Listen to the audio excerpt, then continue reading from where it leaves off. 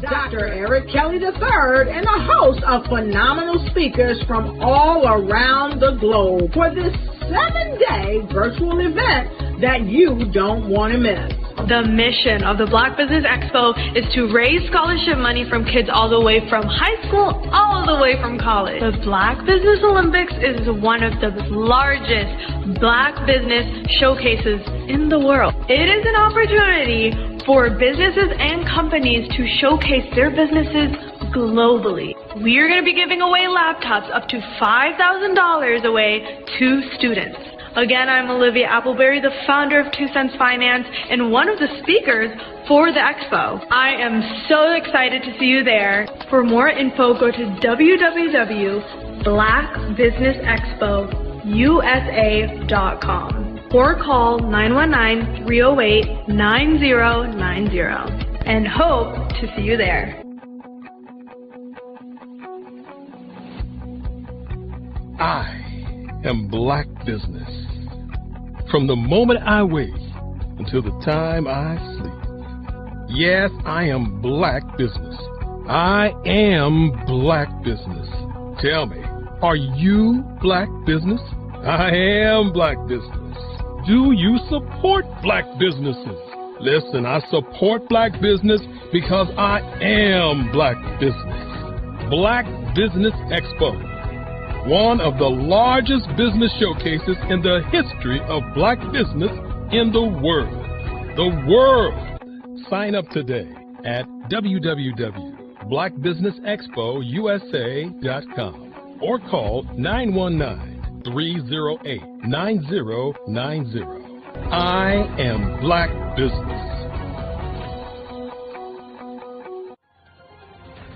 I am Black Business. From the moment I wake until the time I sleep, I am Black Business. I am Black Business. Are you Black Business? I am Black Business. Do you support Black businesses? I support Black business because I am Black Business. Black Business Expo, one of the largest business showcases in the history of Black America in North Carolina. Join Dr. Eric Kelly III and a host of phenomenal speakers from all around the globe for this 7-day virtual event that you don't want to miss. The mission of the Black Business Expo is to raise scholarship money from kids all the way from high school all the way from college. The Black Business Olympics is one of the largest Black business showcases in the world. It is an opportunity for businesses and companies to showcase their businesses globally. We are going to be giving away laptops up to $5,000 away to students. Again, I'm Olivia Appleberry, the founder of 2 Cents Finance and one of the speakers for the expo. I am so excited to see you there. For more info, go to www.blackbusinessexpousa.com or call 919-308-9090 and hope to see you there. I am Black Business. From the moment I wake until the time I sleep. Yes, I am Black Business. I am Black Business. Tell me, are you Black Business? Black Business Expo, one of the largest business showcases in the history of Black business in the world.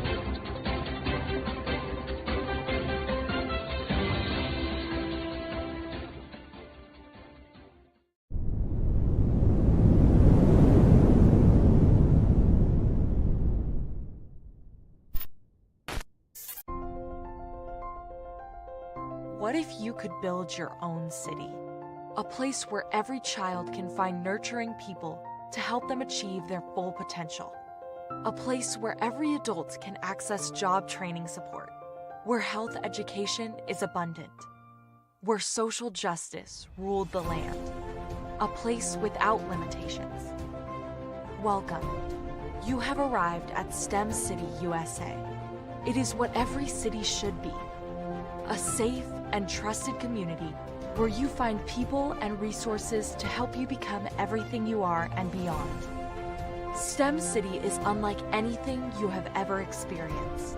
It is a digital twin of the world around you, only better. STEM City is about energy and soul renewal. It is more than a digital world.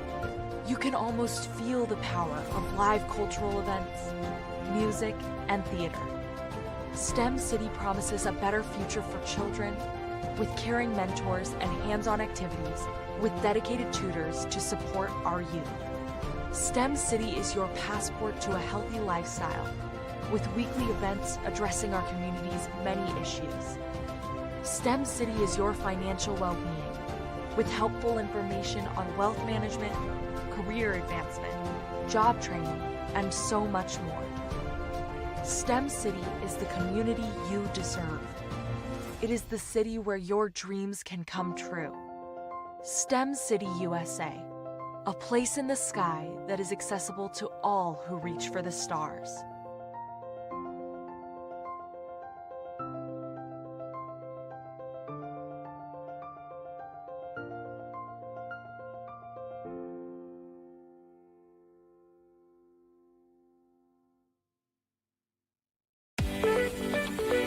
You are in the right place at the right time. The Black Business Network opens again for its Black Business Olympics, a 24/7 broadcast on business, strategies, global branding, social media marketing, finance, advertisement, and much, much more. Featuring the top, most powerful entrepreneurs and speakers and thought leaders from all around the world as they gather together for this phenomenal event. Join the Black Business Network streaming live into the metaverse, STEM City USA, Black Multiverse, Pod TV, Roku, Hulu, iHeartRadio, Apple TV, YouTube, TikTok, Instagram, Google Podcasts, Facebook, LinkedIn, IBM TV, Spotify, and Twitch.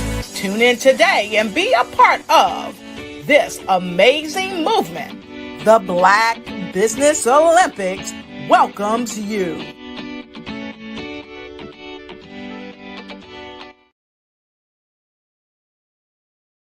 I was born in a little village on the island of Haiti. Many deadly diseases pounded me. It is as if they were on a mission to end my existence on this earth. I refused to give up. In 1983, I left Haiti and came to the United States of America. And I came with $5, 2 shirts. I didn't speak any English. I came to Atlanta. I got a job. I was a doorman. I was a doorman with a dream. What I used to come on stage. I'd rehearse this moment that I'm standing in front of you. That's the power of a dream. Maybe today is the day you begin acting as if you already have it. And then step out with full force. Take a risk. No condition is permanent. Don't let your situation distract you. You are chosen.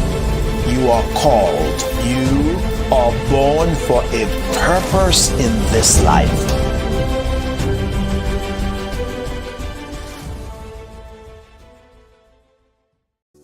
Follow the Brand TV broadcast host, Grant McGaw, as he visits with top executives and entrepreneurs to find out their secrets of success with their personal brand.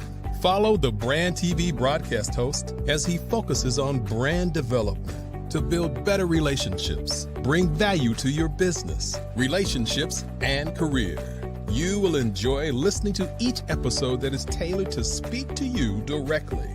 If you're looking for this type of clarity in terms of building your brand, you have tuned into the right station.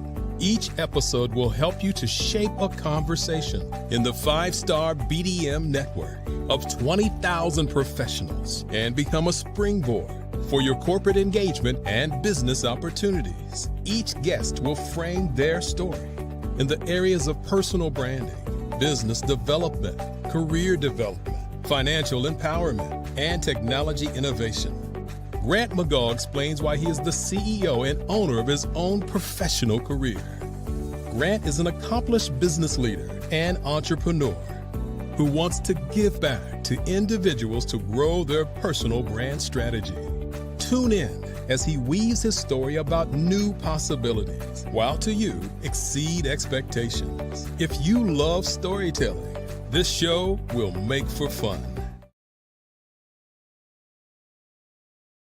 Sometimes you got to hear the news from the Black perspective, and more specifically, Black publishers. And that's exactly why you have to download the Hey Ty app, the largest mobile app delivering breaking news, videos, and podcasts from 200 of your favorite Black publishers. Yes, 200 Black publishers delivering news as it happens, literally all in one app. Go to HAYTI.com or download the app in the Google Play Store or Apple App Store. It's completely free, along with information that you can trust, so go check them out. Are you an innovative entrepreneur or business owner ready to embrace the future of business transformation? The world is evolving at an unprecedented pace, and it's crucial to adapt and pivot towards success in this dynamic landscape. At the Hello LLC, we are dedicated to guiding you through this transformative journey, offering a comprehensive suite of services that extend beyond the metaverse and 3D immersive experiences. Our mission is to empower businesses and brands by assisting them in building, branding, systemizing, and automating their operations. We specialize in steering businesses from a two-dimensional existence to a thriving three-dimensional presence, where opportunities abound. We help businesses harness the power of technology to work smarter, not harder, enabling them to operate efficiently and stay ahead of the curve. Our diverse range of services includes: Our Biz in a Box is a complete business solution package designed to jumpstart your entrepreneurial journey. From strategic planning to digital infrastructure, we've got you covered. Your one app, one tap solution. Our Motion Work AI videos transform your brand storytelling with our cutting-edge AI-driven video production, captivating your audience like never before. Our 3D VR environments will step you into the future of immersive experiences. With our custom 3D virtual reality environments that engage and captivate your customers. Lastly, in our Pivot membership program, we offer tailored guidance and support to either show you, teach you, or take care of the transformation process for you. According to a 2023 study by Fundera, a staggering 28% of small businesses in the United States do not have an online presence. This statistic underscores the importance of embracing digital transformation. Having a website is more than just an online presence, it's a gateway to unlocking numerous benefits, including reaching a broader audience, showcasing your products or services, generating leads and sales, establishing trust, providing customer support, and maintaining competitiveness within your industry. The Hello LLC is committed to helping you excel in all these aspects of modern business, not just limited to the metaverse alone. Why should you choose the Hello LLC to navigate this transformational journey?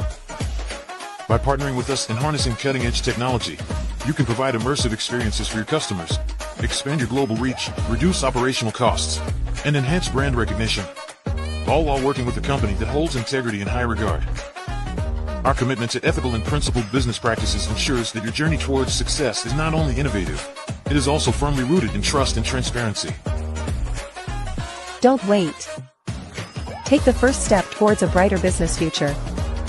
Contact us today to explore how we can support you in developing a remarkable digital presence and immersive experience that will leave a lasting impression.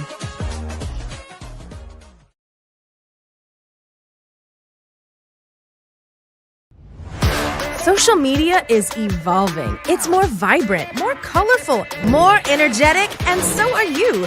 It's not just photos anymore. It's video, it's audio, it's subscriptions. And now, there's Fanbase, a new monetized social network.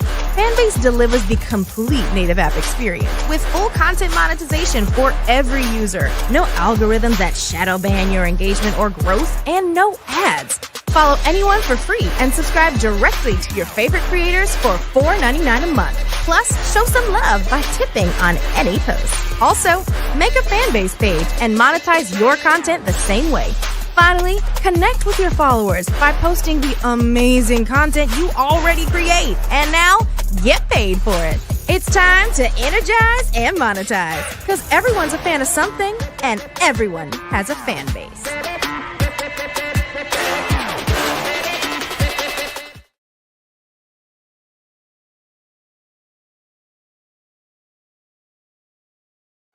Every speaker has a moment where their words can spark inspiration, drive change, and transform lives. But what happens after the applause fades? With 5-star BDM, your voice doesn't have to fade. We transform your live session into a professional ebook. Imagine your session becoming a permanent, interactive asset, reaching new audiences across the globe. Like Grant McGough and Dr. Eric Kelly III, whose session on the Mindset Revolution continues to inspire thousands through their custom ebook. Your ideas can become a lasting impact. Turn your session into an ebook that not only tells your story but expands your reach, builds your brand, and engages your audience. With embedded videos, custom graphics, and a stunning flipbook or PDF format, your message will inspire long after the event is over. And for a limited time only during the Black Business Olympics, get your custom ebook today. This is your chance to transform your message into something truly unforgettable at an unbeatable price. Your package includes a professionally designed ebook, a flipbook or PDF, embedded video of your session, and custom graphics. Everything you need to showcase your message in a way that lasts. With 5-star BDM, your session becomes more than a moment. It becomes an opportunity for growth, greater visibility, and lasting impact. See your influence multiply as your message reaches new clients, partnerships, and platforms. Ready to turn your ideas into a global movement? Visit 5starbdm.com to secure your custom ebook today. Your audience is ready to listen.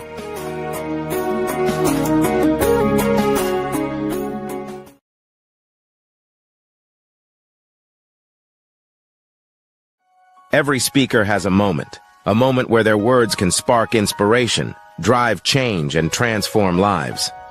But what happens after the applause fades? With 5-star BDM, your voice doesn't have to fade. We transform your live session into a professional ebook. Imagine your session becoming a permanent, interactive asset, reaching new audiences across the globe. Like Grant McGough and Dr. Eric Kelly III, whose session on the Mindset Revolution continues to inspire thousands through their custom ebook.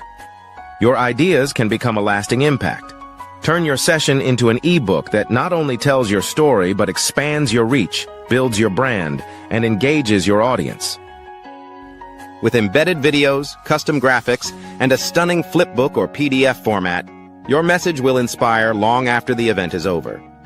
And for a limited time only during the Black Business Olympics, get your custom ebook today. This is your chance to transform your message into something truly unforgettable at an unbeatable price.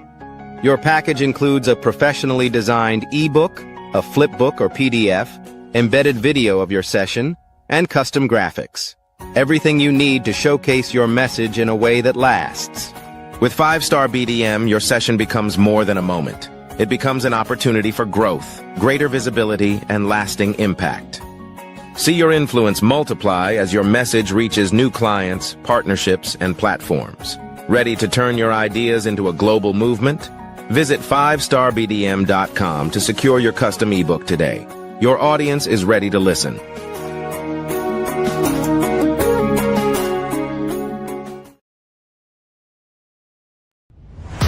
Social media is evolving. It's more vibrant, more colorful, more energetic, and so are you. It's not just photos anymore. It's video, it's audio, it's subscriptions. And now there's Fanbase, a new monetization.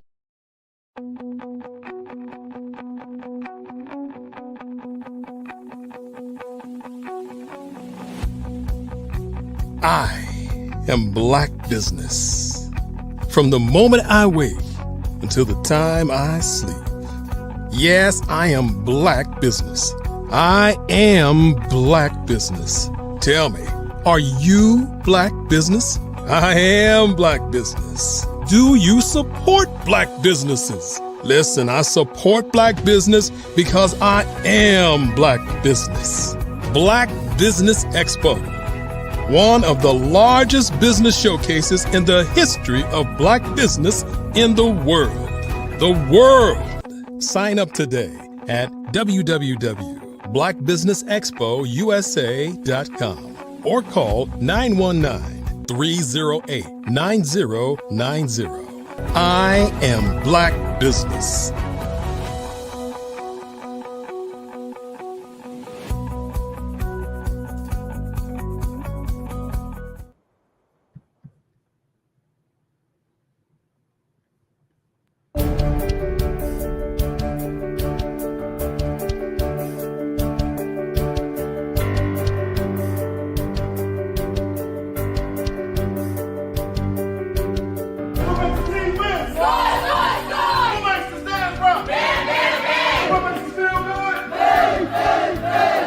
hands and a Ric Flair.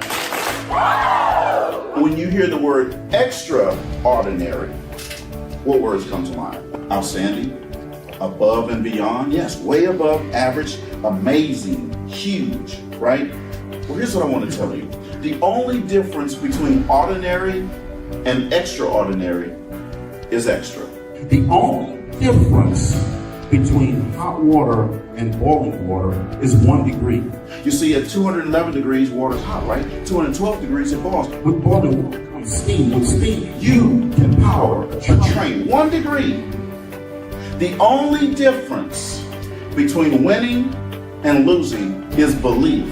The only difference between a person living their full potential and not reaching their full potential is desire. Continue adding that little extra in your community. There's a difference between success and significance. Success is adding value to yourself. Significance is adding value to other people. The question you have to ask yourself there is, how can I add value to them? So you have to be intentional about how you're going to add value to that person. Everybody wants to know that you have something good planned for you. 1, 2, 3, down. Ground.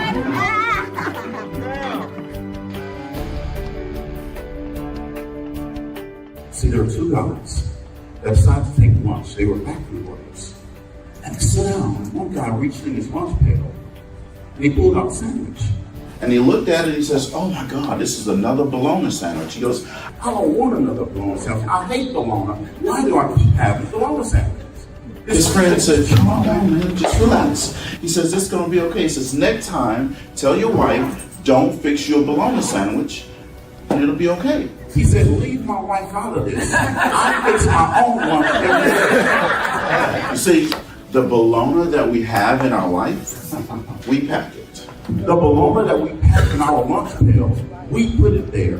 The question is, what bologna are you packing in your lunch pail every day? What bologna are you packing with you from last year into this year? And what bologna are you going to pack from this year into next year? This young lady right here, I got married. I was 19, she was 17, senior at Washington Marion High School. We didn't want bologna in our lives forever.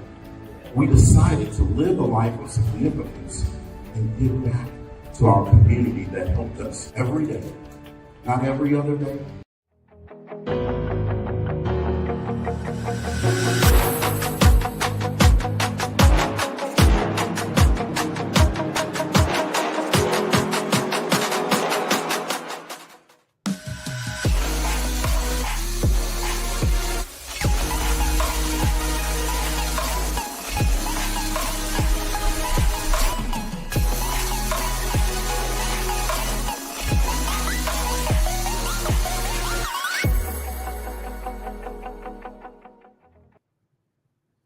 Good afternoon.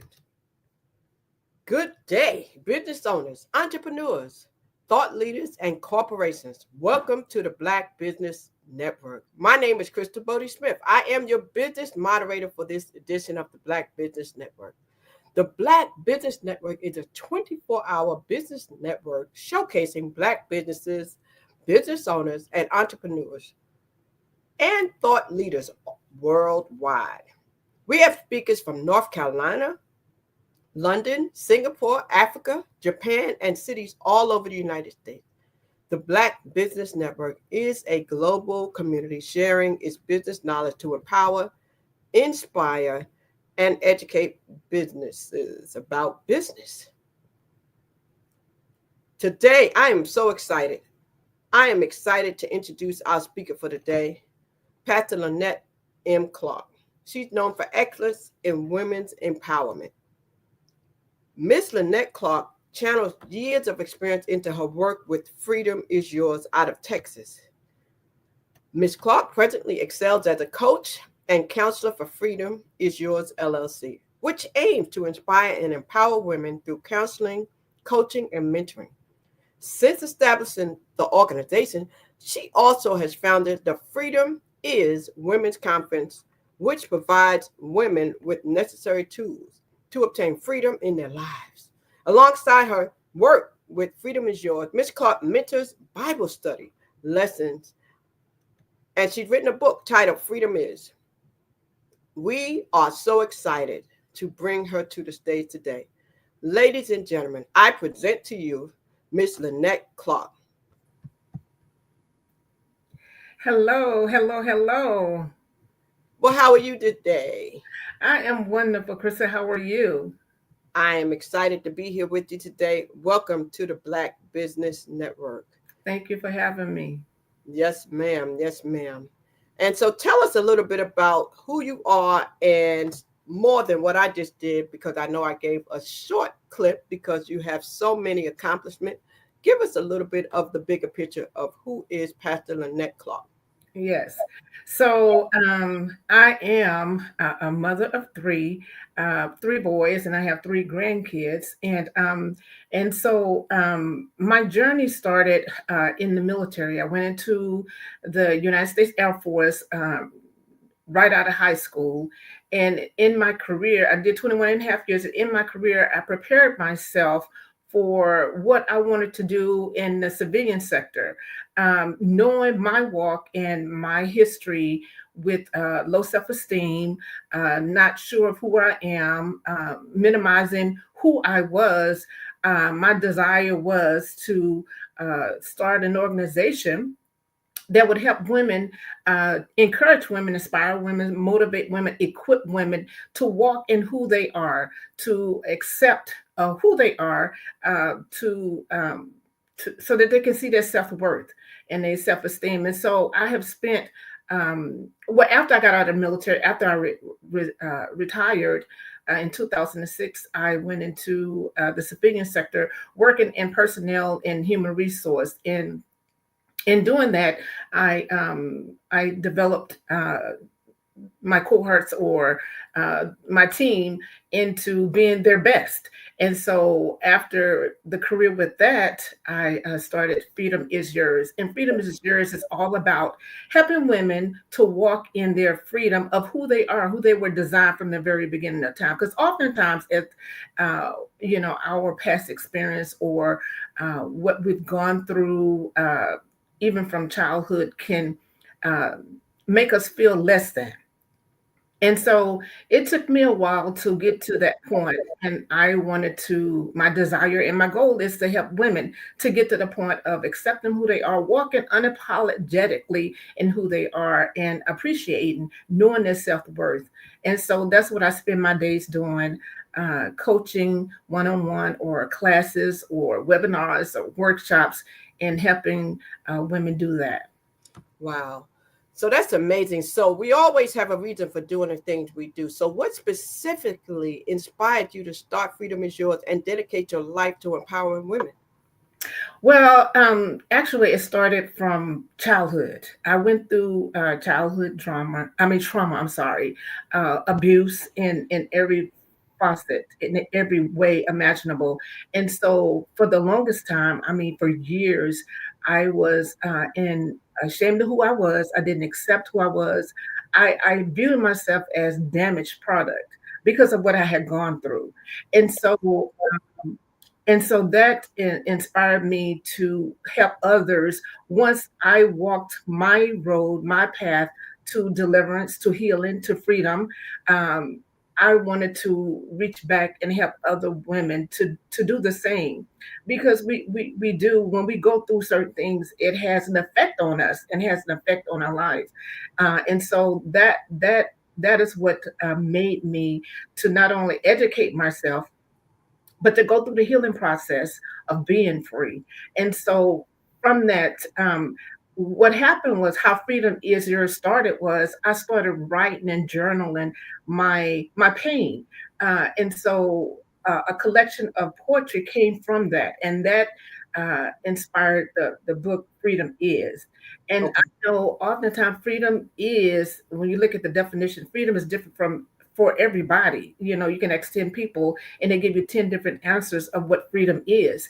But it's the book was a collection of poetry of me writing my pain, my feelings on paper, and then freedom is inspired from that. And from freedom is when people would read that, the books or the poems in there, most of them about my pain or about life journey.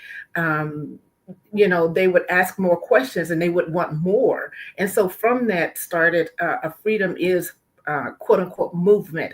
I started a women's monthly freedom is gathering. And then from that, freedom is annual conference, which this May would be our 5th annual freedom is conference. And then from that, freedom is ministry, outreach ministry. Okay. Yes. Very nice. So let me ask you this. Thank you for sharing that from your personal journey too. So how did your early experience growing up in a Black neighborhood shape your drive for success? Yes. So I'm a little girl from a small town in southern Louisiana. And I remember specifically when I was in the 3rd grade, segregation was going on during that time. And the Black students weren't allowed to go to school for a period of time in that particular year. That year, I was in the 3rd grade. And my desire was to go to school. And so I just had that internal drive to just want to go to school at that age. And so but they didn't allow the Black students in the school at that time. But I told my grandmother, because my grandmother, we were living, it was 7 of us. We were living with our grandmother. Though the neighborhood, the kids were excited, oh, we don't have to go to school. I, on the other hand, wanted to go.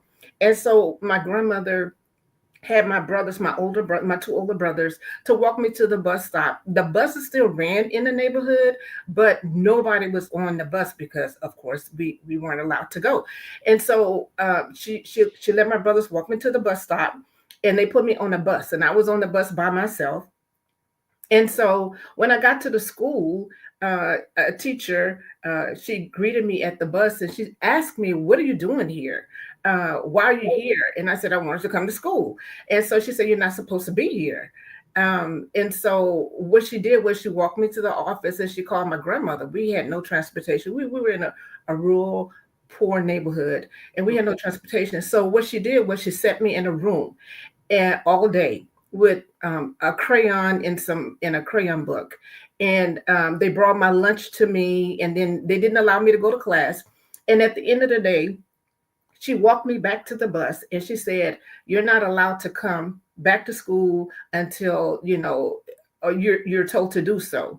And so she put me on the bus, and I went home and, I told my grandmother what happened. And so, of course, I think we set out the majority of that year. But what that did for me is sparked something inside of me.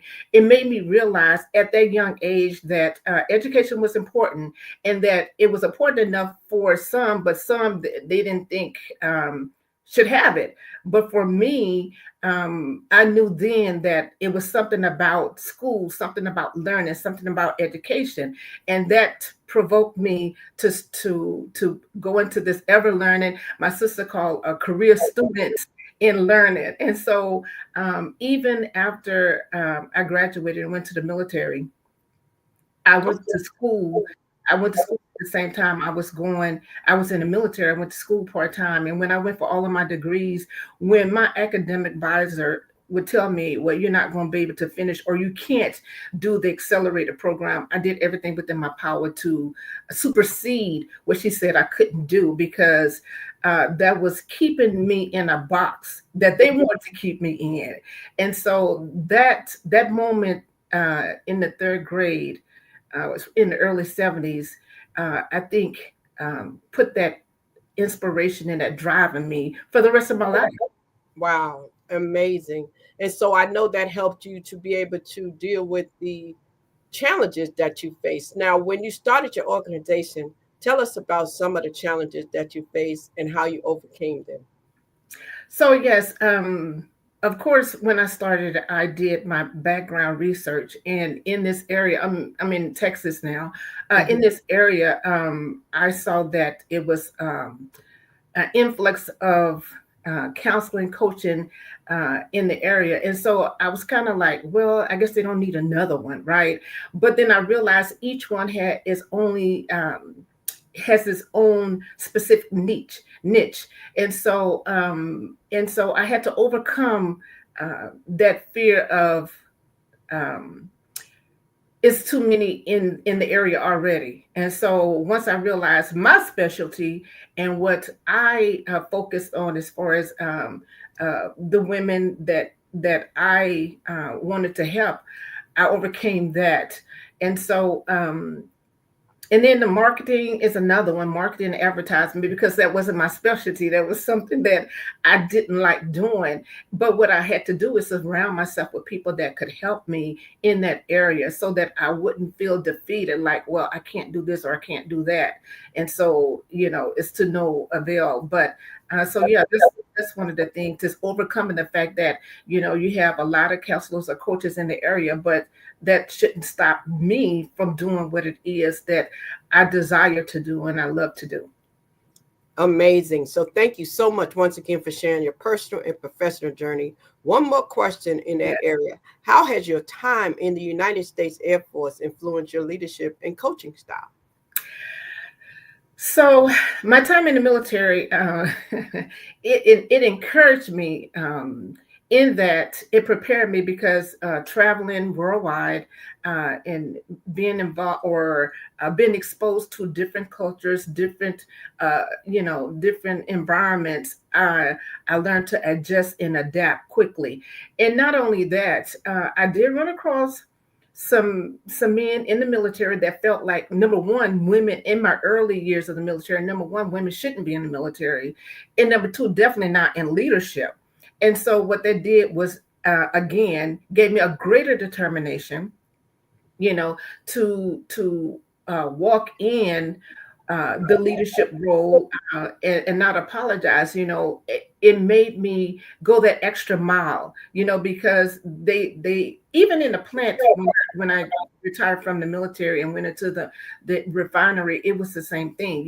They only see women doing certain things. But for me, I didn't minimize myself to fit into their box, because if it meant going the extra mile or doing extra to quote unquote prove myself, then I did just that. Amazing. So now let's talk a little bit about empowerment and advocacy. What would you say was your biggest, well, not yours, but what would you say women's biggest obstacles are that they face when they're trying to achieve personal freedom, and how can they overcome them? So I think one of the biggest challenges for women is that they kind of like, I guess, they're concerned about the outward instead of the inward, right? And so we have to deal with ourselves first, right? And not listen to the outer chatter, the outer noise. And so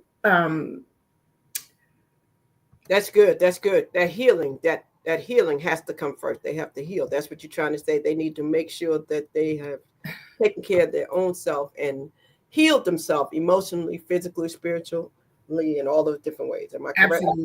Absolutely. And what I do in Freedom is I enable them by workshops, one-on-one seminars. I have those to equip them with the information that they need going forward in what it is that they're trying to overcome. Because this is a challenge. It is a challenge, even more so now than ever before. Yes. But we have to look within. Okay. Can you share a success story of a woman who came through your program with Freedom is Yours, and how that impacted you, just hearing their success and how your program helped them? Yes. So I had this one particular lady, and I was pretty close to her. She dealt with abuse in every form, verbal abuse, physical abuse, drug abuse, alcohol, all of that. And so it was a challenge for her to see herself through the eyes of grace and mercy. And so month after month, we dealt with, the different things that would make her turn to those things. And so after it took about a year, but after a year of going through, working internally, looking to high power, pulling from all of the things, the information, and not only pulling from it, but applying it, walking through the steps, and the steps, gradually she began to see herself, see her self-worth.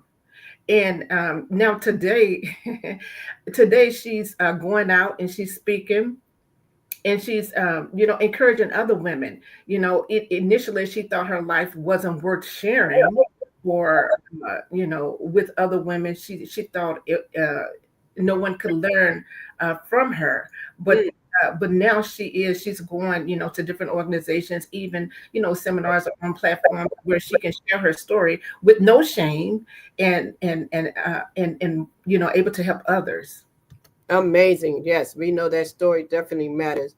So now, empowered. It sounds like she definitely felt like she's empowered. How would you define true empowerment, and how do you help the women to pull that out of them? How do you help them to find that empowerment? Well, true empowerment is walking in who you are, knowing your power as an individual, as a person, as being instrumental. You have to know your worth. You have to know what resides in you. And once you feel empowered, you're armed with information, you're armed with your self-worth, you're armed with encouragement, and you know that you can give that to someone else. It makes you walk in it even the more. Like, I have worth that I can share. I have information and knowledge that I can share.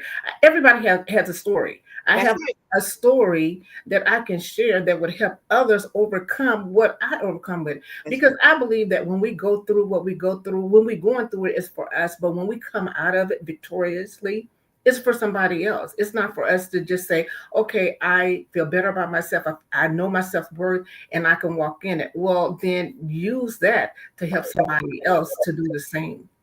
Most definitely. I definitely do understand. It's funny you said that, because that's exactly what I do. I help people with the stories too. So the stories are important. Now, I have to ask you this. How important is faith, and how much did that play in a role with your coaching style? How does your faith play a role in the coaching for you? It's the top of the list. It's the top of the list because I am a Christian counselor. Anytime someone come to me, I let them know, that'd be the first thing that I let them know, that my coaching or my counseling is based on the Word of God. And so it's the most important thing, actually, in leading and guide me in helping others. I pull on my faith daily. Anytime I go into a session or anytime I talk to someone, it's definitely influenced, and it is definitely guided through the Word of God.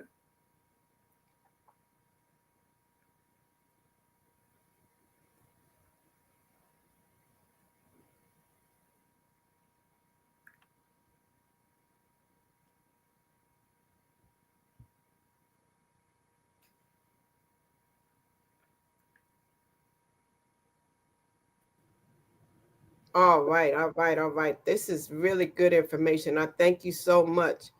And I want to ask you this, Ms. Clark.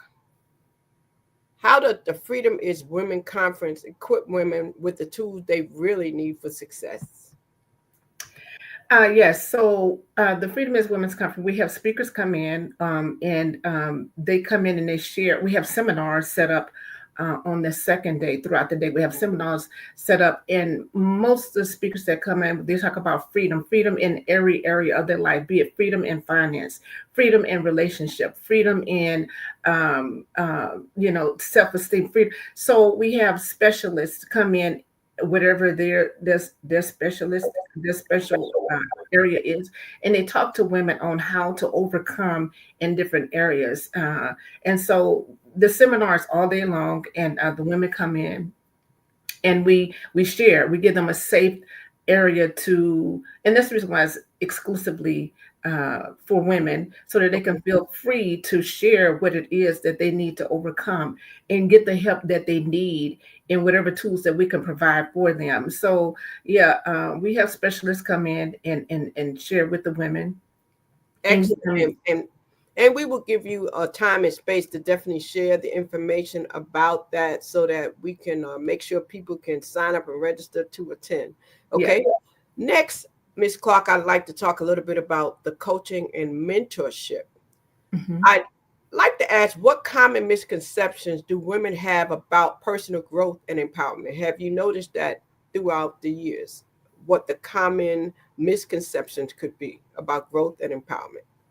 Well, first of all, oftentimes they think that they don't have the power within, and they do. They have the power.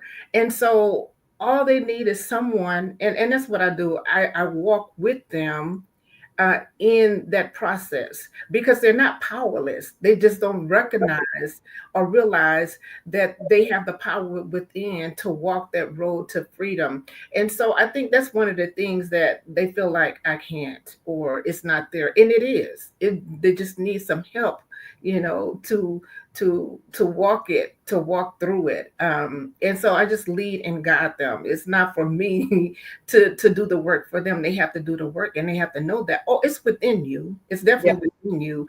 And I'm just here to assist you along the journey. Yes. Wow.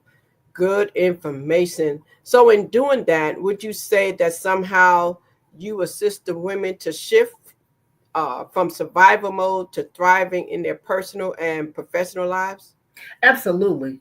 That's exactly what it is. Is to change their mindset about who they are, change their mindset, the shift from being less than to enough.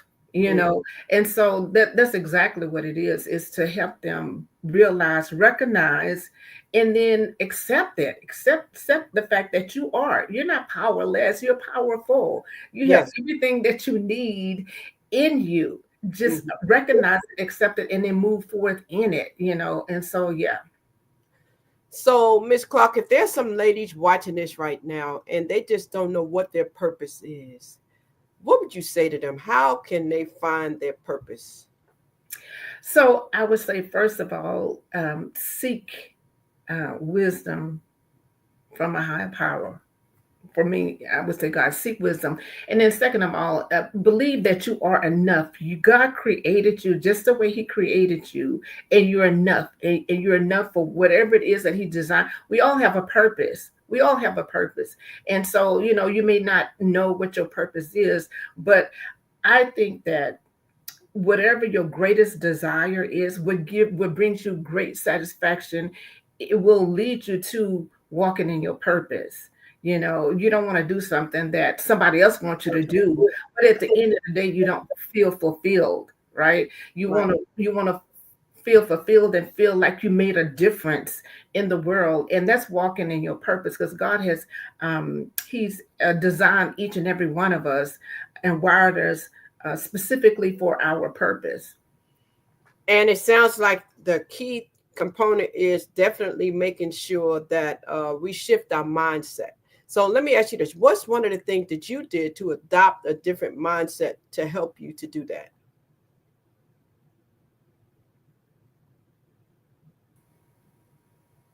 I'm sorry. And no problem. It happens. We know technical difficulties happen. That's the world we live in today. So it is fine. So let me repeat the question.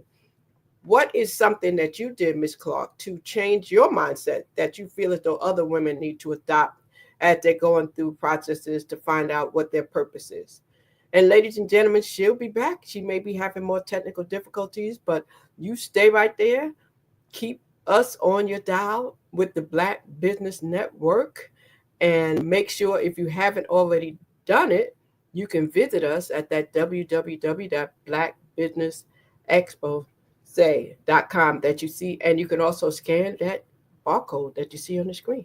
So we're going to continue. We're going to have some great speakers for you as we keep going on. So keep it locked in with us all day, and we'll get Ms. Clark back on with you. We're so pleased to have you here today. We want to thank you so much for being with us. And at this time, if she continues to have a break, I'm sure we'll go to a commercial break so we can make sure we get you guys time. There you go. There you go. You all set? All right. Yes. You need me to repeat the question? Could you please? I sure can.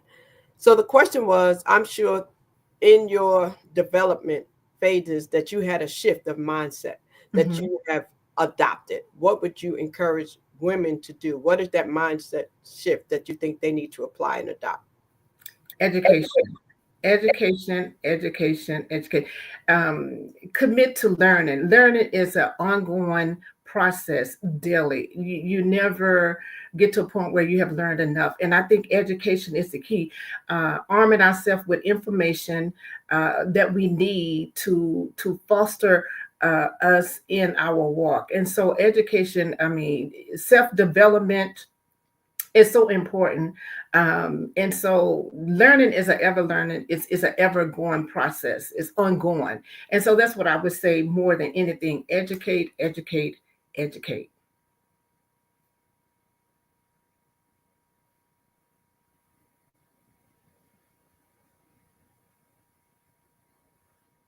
Right. We just appreciate you. Oh, I'm on the other side. There I go. It has been amazing. You have shared some great information with us today, and we want to thank you for this information. And we definitely appreciate you sharing your expertise on this show today. This is where I'd like to give you the opportunity to give us that contact information. Let us know about those conferences you have coming up that we mentioned earlier, and let people know how they can reach out to you and apply and register for those things. Yes. So the Freedom is Women's Conference is every May. It's typically the last weekend, the Memorial Day weekend, and it's 3 days long. And so you can reach me at on my website, www.freedomisyours.org. And it's www.freedomisyours, because it is yours.org. And it'll have the information concerning whatever the packages that I have to offer, as well as information about the summit and workshops in the conference that's coming up in May. Excellent. I thank you so much for sharing with us. And Genius is coming, and I'll see you on the other side. Yes, thank you for having me. You're welcome. Thank you so much. Ladies and prepare for what's coming and dominate in economic winter. Stand strong and thrive by showcasing your great products and services globally through the Black Business Network and Black Business Olympics. The Black Business Network has showcased over 2,000 companies with over $7 billion in sales each year. Over 10 million attendees have viewed the rebroadcast each month. Through the Black Business Olympics, unique styles of business training and mentoring are turning students into business owners and entrepreneurial warriors who will dominate in any economy. Gain the ultimate advantage of the Black Business Olympics, 7 days of unbelievable topics and speakers speaking around the globe. Donate your time and experience to provide expertise and scholarships to students worldwide and change the world. Now, more than ever, new insights, tools, strategies, and capabilities are needed. This is your chance for a major presentation to the world. Fill out the form and join the more than 2,000 speakers who have presented to over 200 countries.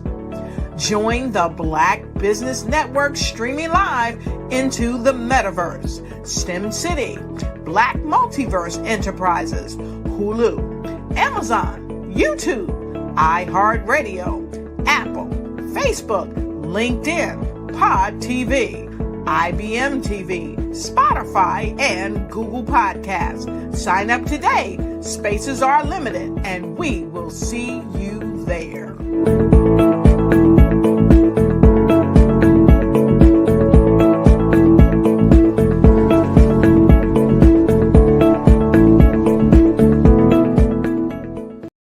I am from Washington, D.C., but I was raised in Durham, North Carolina. I came to Durham when I was about 5 or 6, and then I traveled back and forth to D.C. because it's where my people are from. One of the unique things about my family is my mother, she's also an artist. She does quilting, and she does a lot of artistic things. And then my son, he draws with both hands, his right hand and his left hand, like I do. So that's kind of a family trait. And then my other son, he's a videographer, and my daughter, she works, she's a regional vice president for Sunglasses. When you start out drawing and sketching, you want to continue to explore, you know, each avenue. I do pastels, I do pen and ink, I do painting, I do acrylics. I haven't done oils yet, but I try to do all facets of art. What I say to a lot of times to people is, you know, you can't put yourself in a box when you're an artist. You have to explore. And over the course of my life, I've tried to explore different mediums. I also do sculpture as well. I choose my subjects by the intensity that they have in their faces, or the intensity that somebody is moving, because I do more than portrait drawings. I also do I do abstract, and then I do figurative drawing also. Well, what happened in this particular show is that I started out trying to come up with something that would be a little bit different than what everybody else is doing. So I was working on a Barack Obama show, and they wanted me to do some paintings of Barack. And so what I did was, because of the deadlines, I kind of did it kind of fast. And then I realized when I was doing it fast, I enjoyed it. And so then I started doing other pieces the same way, and I started to enjoy those pieces also. And so I came up with this particular style. And it's a style of lines and colors. And what's interesting is that when I was in college, I did a show called Lines, Colors, and I talked about the boldness of the blacks, the hotness of the whites, and this is how this has come about, you know, later on in my life. And the colors comes from a lot of the entertainers that I work with, where they wear different colors. They don't wear, you know, your plain reds or your whites. They wear different colors, and so that's also another piece of what's giving me the colors. The subtitle of this show is Faces That Speak Life. That's real critical. Faces that speak life. Each one of these pieces is a life source and a life energy that's being put on display for people that are looking at them. You know, I always say in terms of my art, it's not important that I draw them. It's important what you get out of what I draw. You know, I don't try to just draw it because you like it. People wanted me to do prints. I didn't do prints. You know, people asked me to do different people, but the people that I choose are people that make a difference in the lives of people in the world. So the human landscape idea was, again, as I say, the lines represent your emotions, it represents your ideas, and it represents your journey as a human being. And that's why you get the different pieces and the different looks. And as you notice, I try not to do one look that looks alike another look. And that's what's the most important part of this show.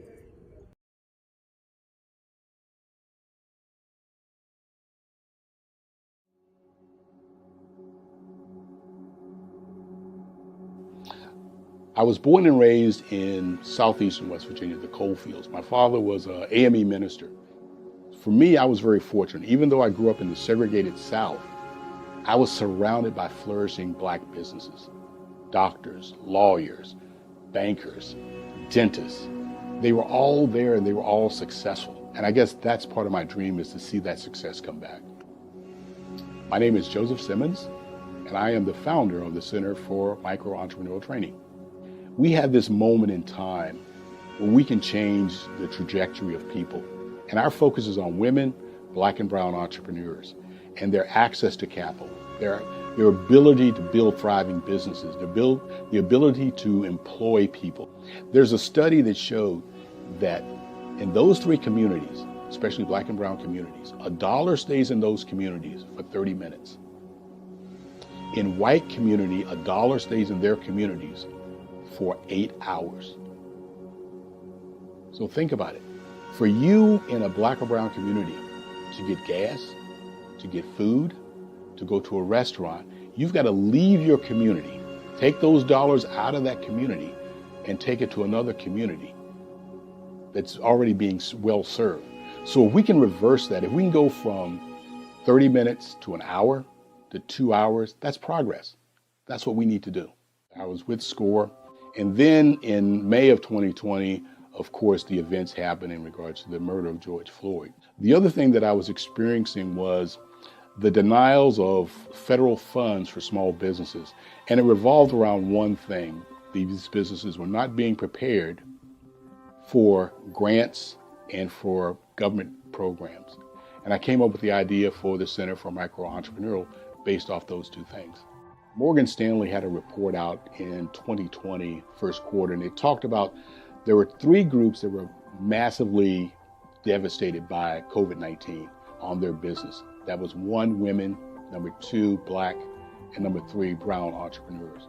The research showed that they had less cash on hand, they had less opportunity to go into a bank and get money, and they were very dependent on family and friends to keep their business up and running. If we can focus on those 3 groups, then we can have a dramatic impact on our communities. Really, the focus is on 3 areas.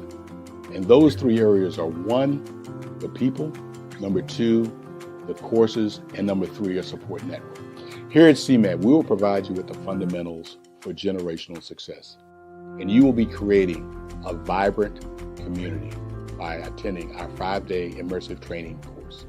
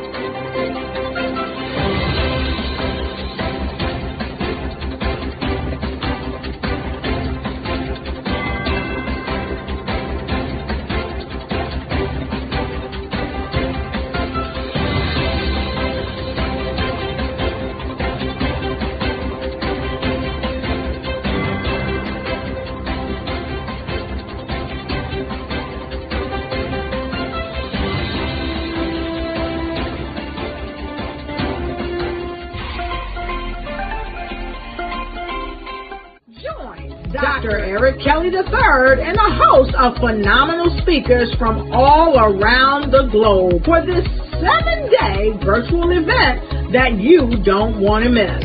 The mission of the Black Business Expo is to raise scholarship money from kids all the way from high school all the way from college. The Black Business Olympics is one of the largest Black business showcases in the world. It is an opportunity for businesses and companies to showcase their businesses globally. We are going to be giving away laptops up to $5,000 away to students.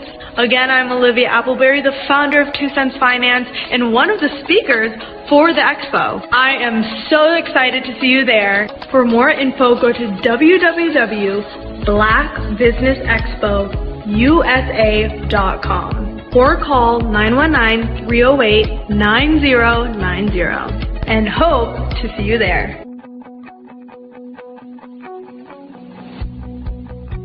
I am Black Business. From the moment I wake until the time I sleep.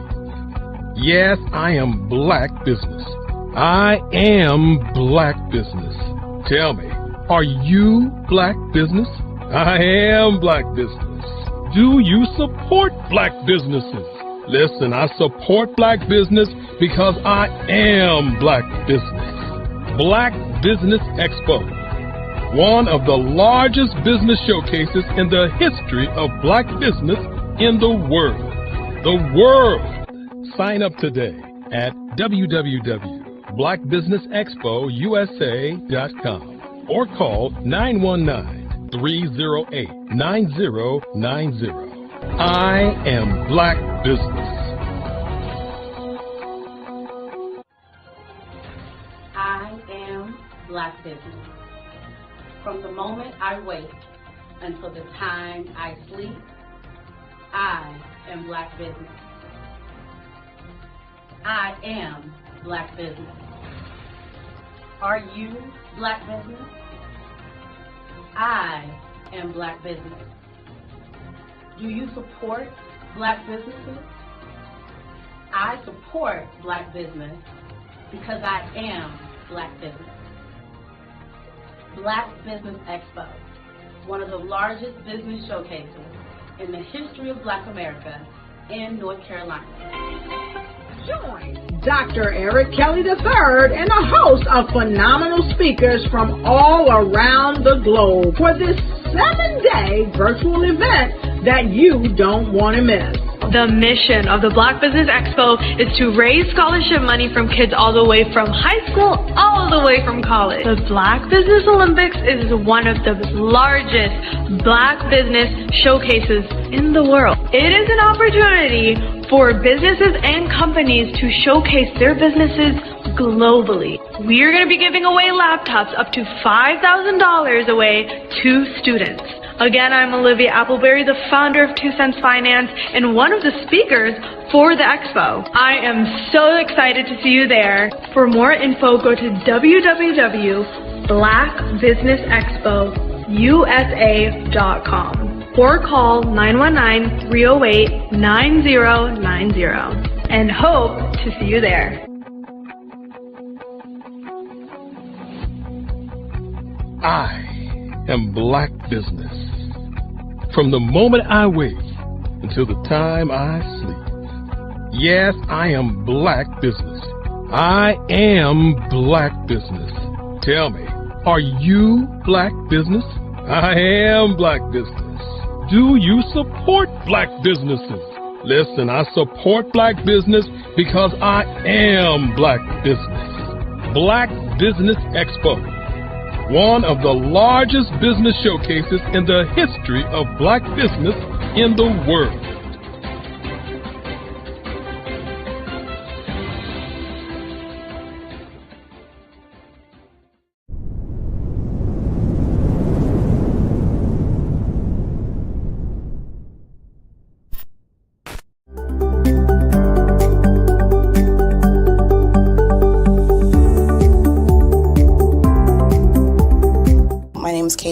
And I own Lexicon Presents Publishing. We are a publishing and media company that helps you take your story and share it with the world.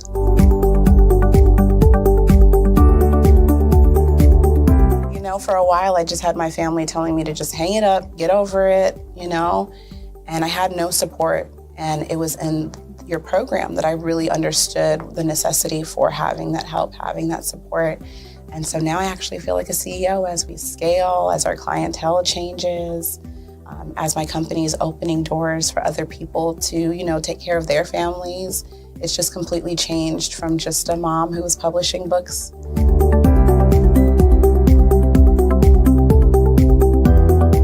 I was at a point where my job, although it was paying really well, wasn't enough. And my business was always in the red. And I was tired of it. And so I came in just hoping to get some sort of help to just not end up in the red every month.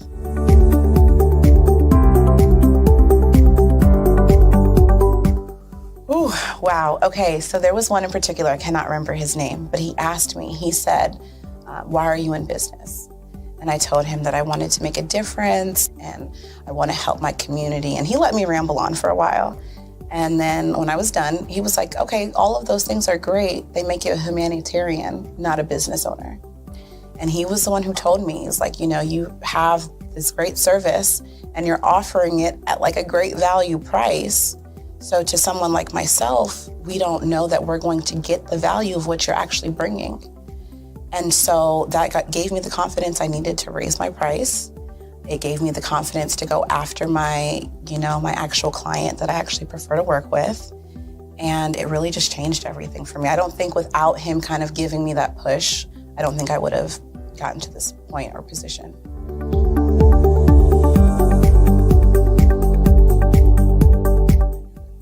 Wow, the benefits is just having a coach that holds you accountable. They set goals with you.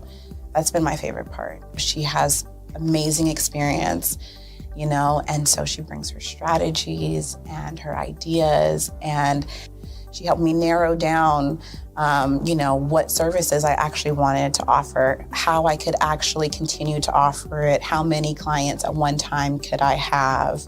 All of the information that she's given has just really transformed my entire company. And so I know I would have never gotten to where I am today and having some of these partnerships that I'm, having now without her help.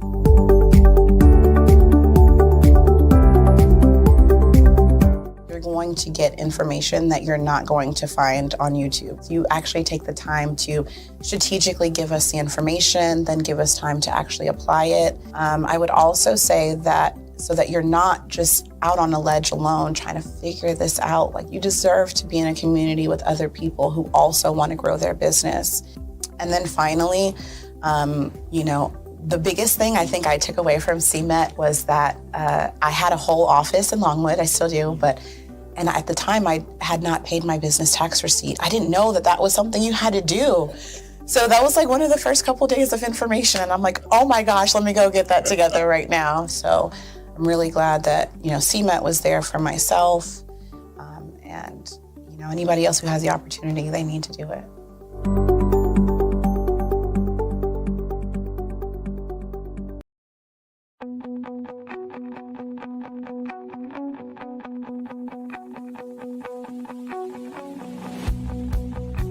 I am Black Business. From the moment I wake until the time I sleep. Yes, I am Black Business. I am Black Business. Tell me, are you Black Business? I am Black Business. Do you support Black businesses? Listen, I support Black business because I am Black Business. Black Business Expo. One of the largest business showcases in the history of Black business in the world. The world! Sign up today at www.blackbusinessexpousa.com or call 919-308-9090. I am Black Business.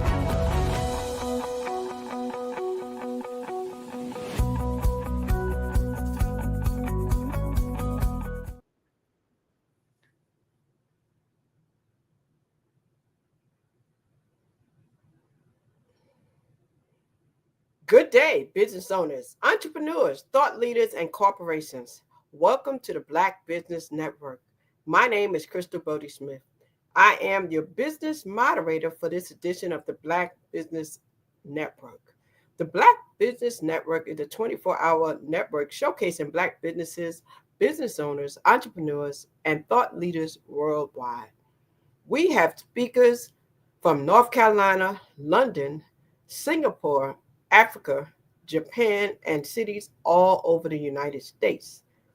The Black Business Network is a global community sharing its business knowledge to empower, inspire, and educate businesses about business.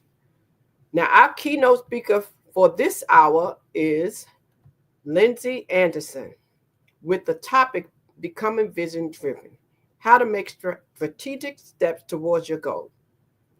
Lindsay is a proud Portsmouth, Virginia native and an empowerment speaker, workshop facilitator, and children's book author, dedicated to uplifting the next generation. As the executive director of Vision Driven 757, she's on a mission to create lasting change, championing youth and family support through powerful programs that drive equity and strengthens communities. I present to you Lindsay Anderson. Hello, how are you? Amazing. Miss Anderson, how are you this afternoon? I'm so good. Thank you so much. Excellent, excellent. I am so excited to have you here with us today. and we are definitely looking forward to hearing from you.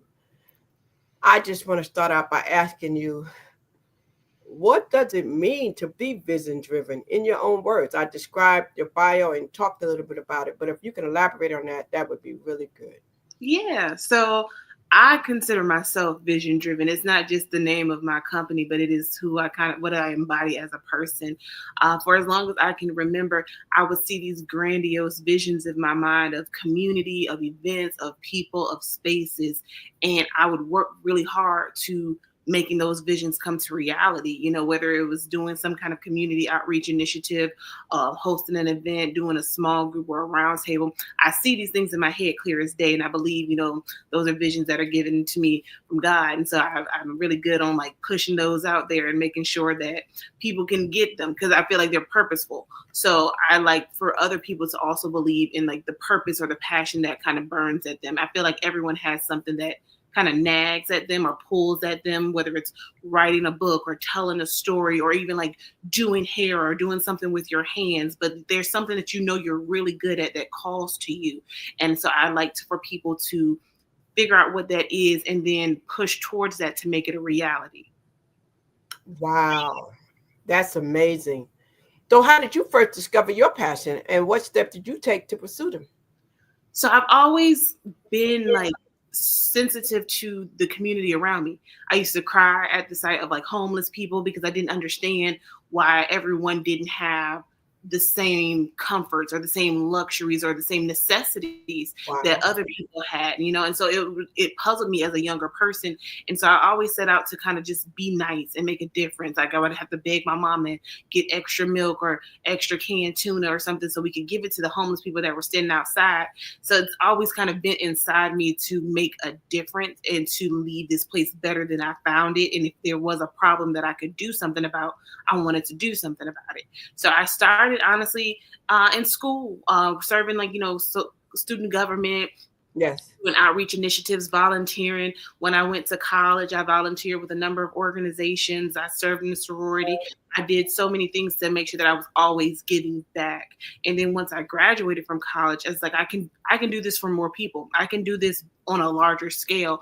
And so I really leaned into what I wish I would have known coming into like young adulthood, what I would have known about like grants and scholarships going into college and how to do those things. I was first generation college, so I didn't have anyone to tell me. So my goal was to educate the next generation so that they have more knowledge to make better, well-rounded decisions for their life or whatever it might be, because it might not be college. It might be going into skilled trades. It might be going straight into the workforce or entrepreneurship. But if they have the access to the knowledge and to the resources, then we broaden their scope and we increase their opportunities. Excellent. So I can tell that you are purpose driven, and not everybody knows how to do that. So what advice would you give to someone struggling to identify their purpose? Try everything. Wow. I have been a baker. I've owned a restaurant. I've been a school teacher. I've worked in logistics. There's nothing I can't do. Like you can't tell me I can't do something, right? And what it always came back to is, how can I use this to help other people? That's always been my end result. How can I use whatever I'm doing to help other people? When I had the restaurant, it was like, how many teens can I hire and give them food handlers cards and give them a skill set so that they have something on their resume going into young adulthood? When I was working in logistics, like how can we bring as many kids as possible here to the ports so that they can see what logistics is? Because half of them don't know. It always came back to, how can I help the kids? How can I further the community? And once I picked up on that reoccurring theme in my life through whatever I was doing, it just made it easier for me to lean into that.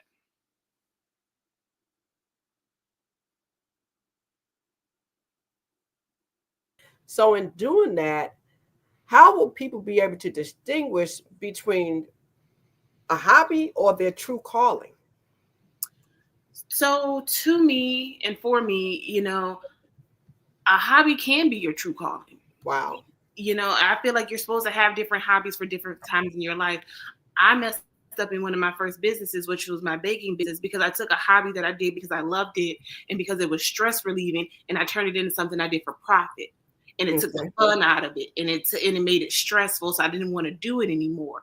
But when it comes to like this community work, it's like no matter how stressful it gets, I still want to do it. I still lean into it. You know, I bake now for my family. I bake for my friends. I bake for myself. And that hobby is for me. That's not a gift that I share with other people. But the advocacy, the platforming, the event planning, I do that openly as a business because that is something that I'm good at. That is something that produces the results that I want. And it's something that's profitable that I don't mind giving my energy to and sharing with others. You know, I like to do plants. I garden. Plants are my thing, indoor and outdoor. That's for me though. I'm not on social media giving out garden and plant tips or anything like that. I don't put energy behind it to share that with other people. So I feel like some of your hobbies are just for you. And then some of your hobbies have a way of manifesting themselves into your purpose because there's something that you give freely to others. I consult on event planning, especially when it's community based. I help other nonprofits get started. And these are things that I don't mind doing as a profitable business to ensure that my purpose is still my purpose. Amazing. And so you enjoy everything you do. Enjoying what you do is definitely important because that way it comes a little bit more freely. So I totally do agree with that for sure. Now, sometimes people don't try things, right? Because they're fearful, apprehensive, they have doubt. So what role do you feel that fear plays in individuals pursuing their purpose, and how would you suggest that they overcome them? I mean, fear it's an energy, it's an emotion, right? And it's something that you can acknowledge, but you don't have to accept. Your feelings are valid, but your feelings aren't facts. So you can be fearful, but that doesn't mean that you lean into the fear. There's been several times where I've tried something that's never been done before that was scary, but if not me, then who? And then how would I feel if I watched somebody else live my dream or I watched somebody else do what I've always had in my mind? I'm not going to be fearful. I'm going to be mad.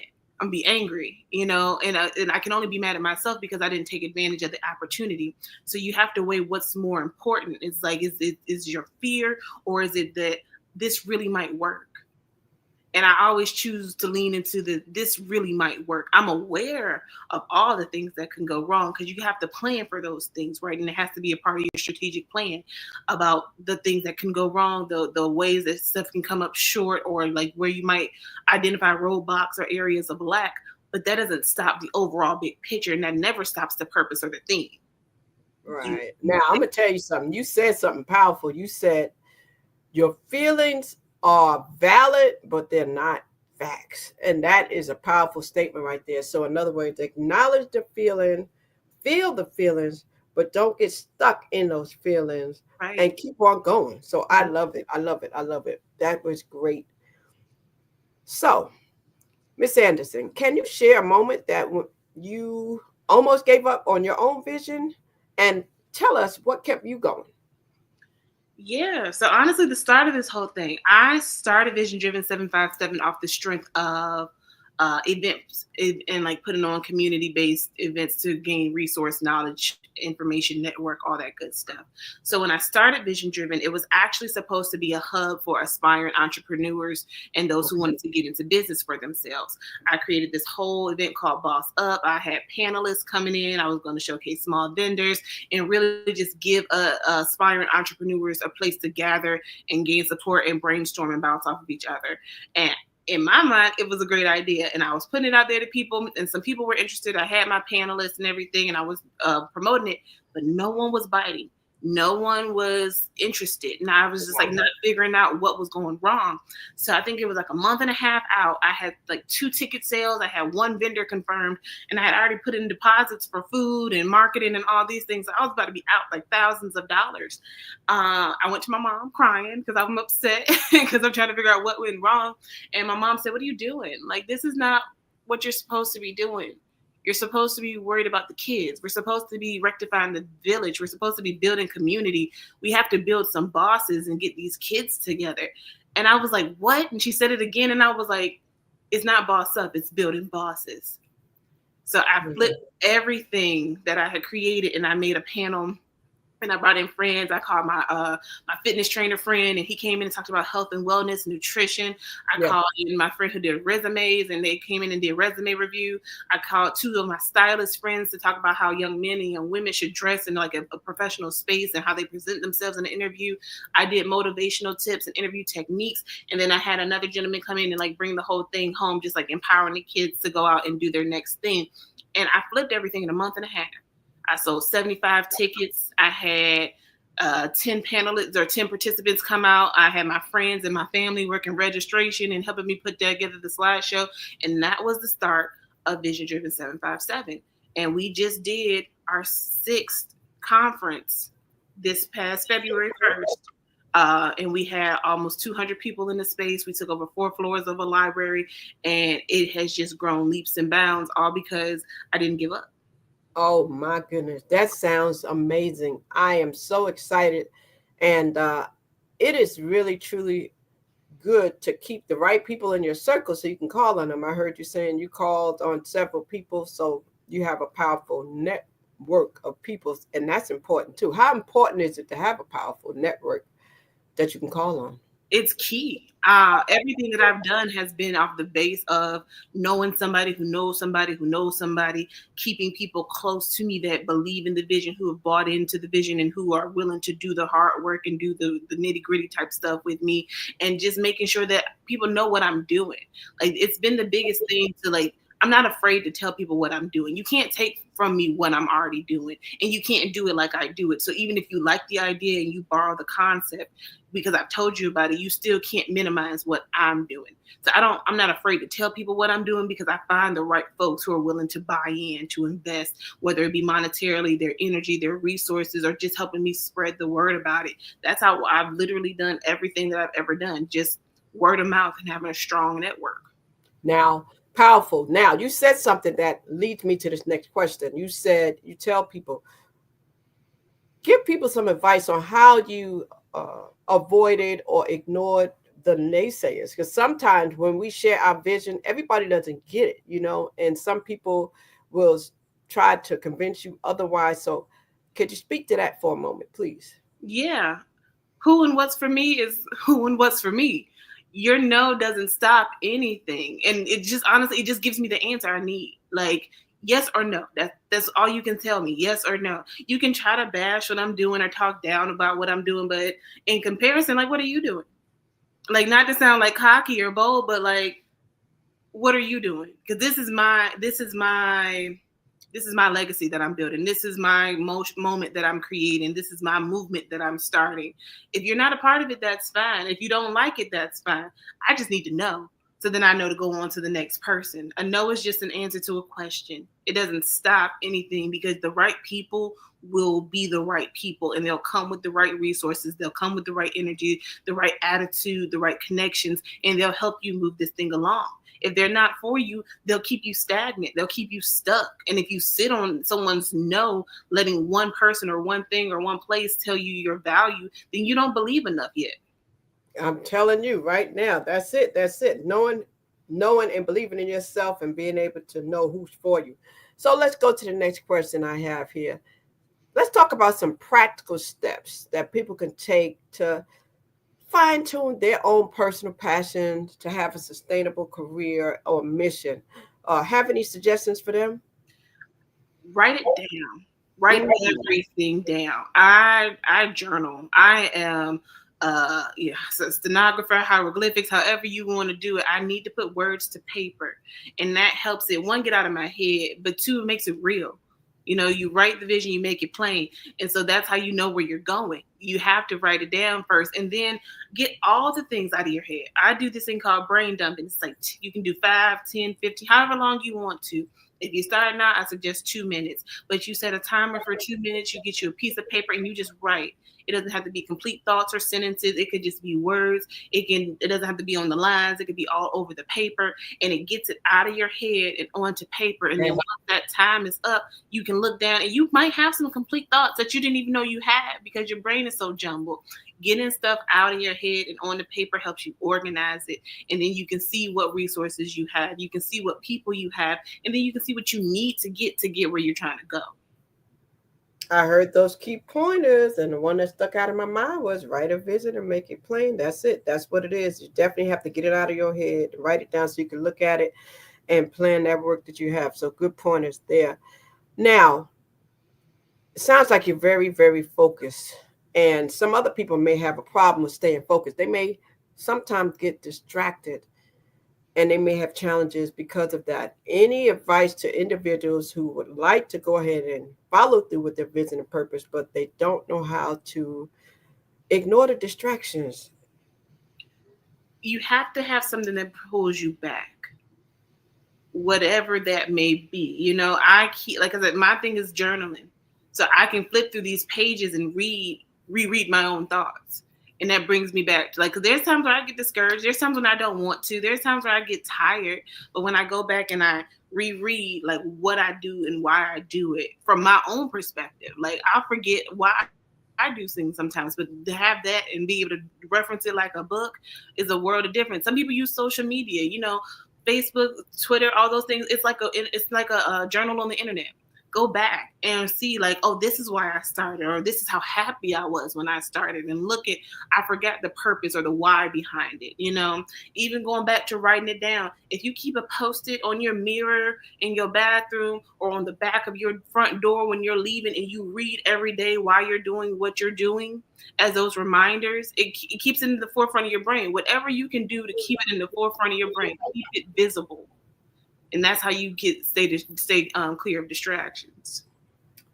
Miss Anderson, I can tell you did some personal development work over the years. And that's one of the things people have to realize. They have to do that, invest in themselves and go to those workshops, read those books, and do some self-reflection. So I would like to know, what books have you read to help you to get to this point and be so vision-driven? Oh, okay. One of them, Atomic Habits. You know, that one is really it just helps you decipher and break down what's important and why you should do the things you do. It talks about habit stacking and, you know, just keeping things easy for you to create these systems in this cycle in which you can act and fulfill whatever it is that you're trying to fulfill. Another one is The Greatest Miracle in the World. And that is a big book about self-worth. And it helped me in a lot of ways because, you know, as a person, as a woman, I've suffered with, like, you know, imposter syndrome and wondering if I should be like the boss or the person in charge, or like, are people going to hear me or listen to me? But when you realize, like, things are not given to you just because. Everything happens for a reason. And if you have these gifts or these skill sets, it's not by happenstance that you have these gifts or these skill sets. It's on purpose. And when you realize that you it's a different kind of confidence, it's a different kind of air in your chest, and it puts your shoulders back a little bit more, because it's like, oh, wow, I was made for this. I was picked for this. I was chosen for this. And that just, for me, it hits a little bit different. So I'm like, oh, let me act accordingly, you know? So that's another one. How to Win Friends and Influence People has always been big on, like, networking and, you know, just how to create genuine connections with people, because that's how we thrive. That's how you really get the support you need, when people can feel and understand your authenticity and they know that you're genuine in your motives and why you do the things that you do. They're willing to support you. Like, it's one of my best feelings in the world when I can call on somebody and they're like, for you, yes, problem, I got you. Like, it hits different, right? And so, you know, people see you and see the work that you do and understand your heart behind the work. And so that really is impactful for me too. So I think those 3 books have been really good for me. So would you say that your confidence was increased after you personally developed? Yes and no. My confidence increased when I learned how to be by myself and not listen to, like, the noise, because everyone's going to have opinions about what you do and why you do it. When I first really got started with this back in 2020, I got national recognition very quickly. And so people had opinions about what I was doing and why. And I had to kind of just take that. And for a second, I was like taking it in and taking it personal. But it's like, no, there's so many more people who hear and see you for you than these people who are trying to put this negative connotation behind what you're doing. Lean into the good noise. Like, listen to the people who see you for you. not the people who've spun this narrative just because that's what they want. And once I decided that I like what I'm doing and I believe in what I'm doing, and if you do too, cool, but even if you don't, I'm going to do it anyway. That's where my confidence came from. It was almost like I don't care what you think, because this is not for you. Because if it's for you, you'll buy in, you'll believe, you'll support, you'll pass along the word, or you'll be a part of the movement. But if it's not for you, okay, it's not for you. Wow, that's good. That's good. And you have to know when it's just not for you. And some people, they figure out what their purpose is, okay? So how does one take their individual purpose and tie it into the greater good for the whole community? Understanding that everyone has a place. You know, I have a ton of folks who I'm associated with, who do the exact same thing that I do for a very similar group of people. But we all have our place. No one is better than the next. No one is more than the next. Like, we all have a place that we fit in. My area is my area. Their area is their area. So you learn how to work in tandem, because we've been given these things to work in tandem. Human beings were not created to live in isolation. We were created to live in community, because we all have different things that make us unique, that when we interweave it together, we get something really, really special. It's the people who feel like we have to stand alone. Those are the people who lack. It's like, if you want to go far, you go together. If you want to go fast, you go by yourself. So you have to figure out what it is that you want. Some people are really quick on the right now. Okay, go by yourself. But if you want to really build something, we have to do it arm in arm. We have to lean on each other's skill sets, lean on each other's strengths, and then we have to do it in tandem, one thing at a time. Ms. Anderson said, if you want to go far, then go together. But if you want to go fast, go by yourself. So take heed to the message. That was really, really good. I like that nugget there. Thank you. Now, Ms. Anderson, there's some challenges that sometimes come up when people try to mobilize the community. And I'm sure you faced some of them. How did you overcome those challenges? One of the big things is realizing that I'm one person with one organization, with one entity, in a sea full of folks who need help in one way or another. And really leaning into the fact that, like what I just said, if we work together, we can do so much more. Like, my resources might run short at a certain point. So I need to call on this other organization or this other business to come in and help replenish for this neighborhood, for this area, for this community, because right now we're lacking. And it's going to be like that, with the economy, with inflation, with how businesses come and go and the ebbs and flows, there's always going to be someone lacking.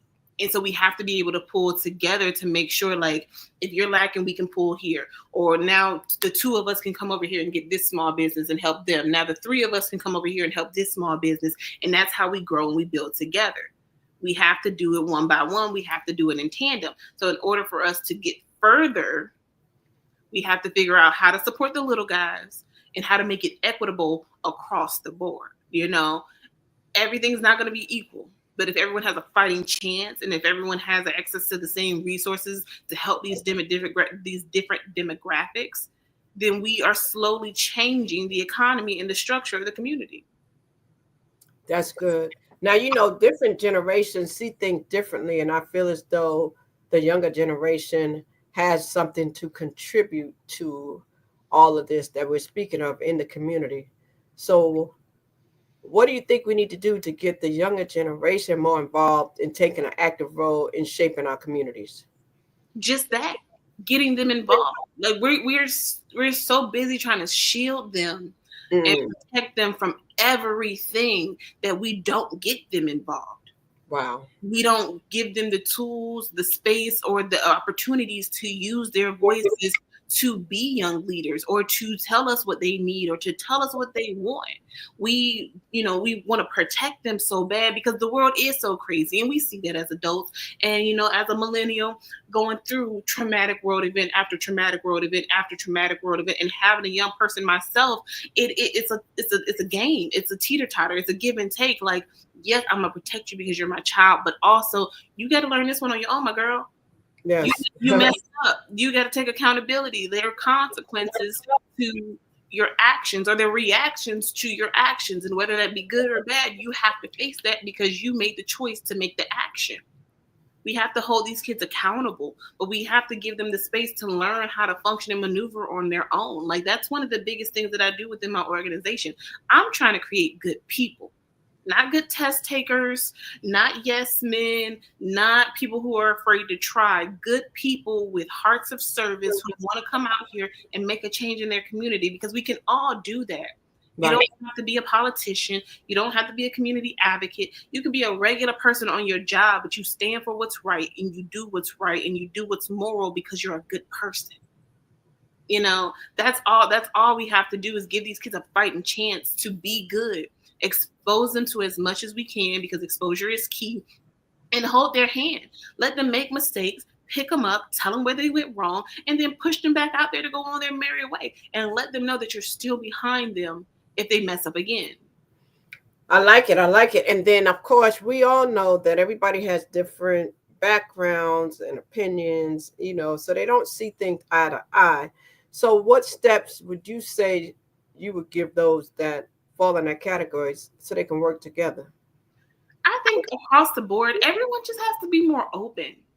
We're not always going to agree for a number of reasons, and that's fine, but there's a difference between agreeing and understanding. I don't agree with you, but I understand why you feel the way that you feel. I don't agree with you, but I support your right to have an opinion. Now, it becomes different when it goes into like human rights and all those things. But for basic humanity, for survival, for community, learning how to agree to disagree, learning how to be open-minded, not being so self-centered that, your problems are everyone else's problems, because we the people.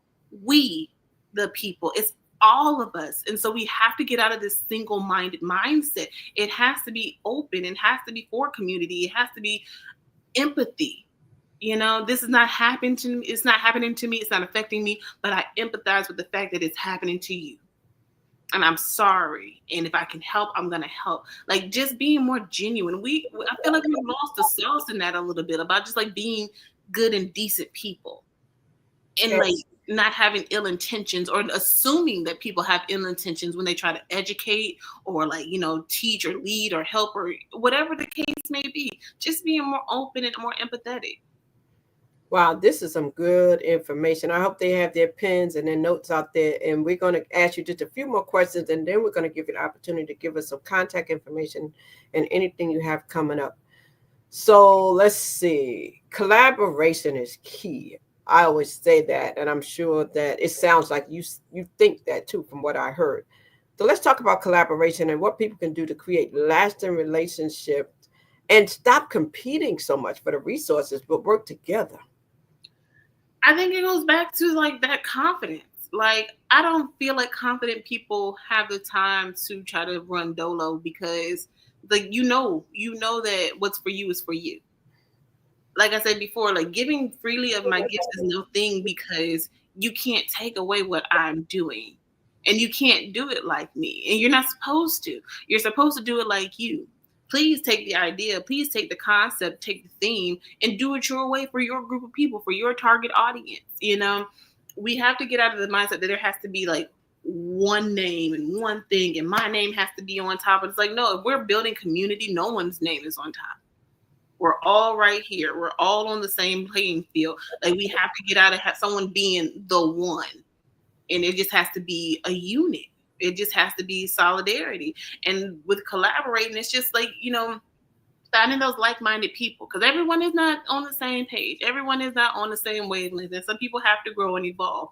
But if you want to have sustainability or even growth, you have to be around people who are at your same mindset or higher.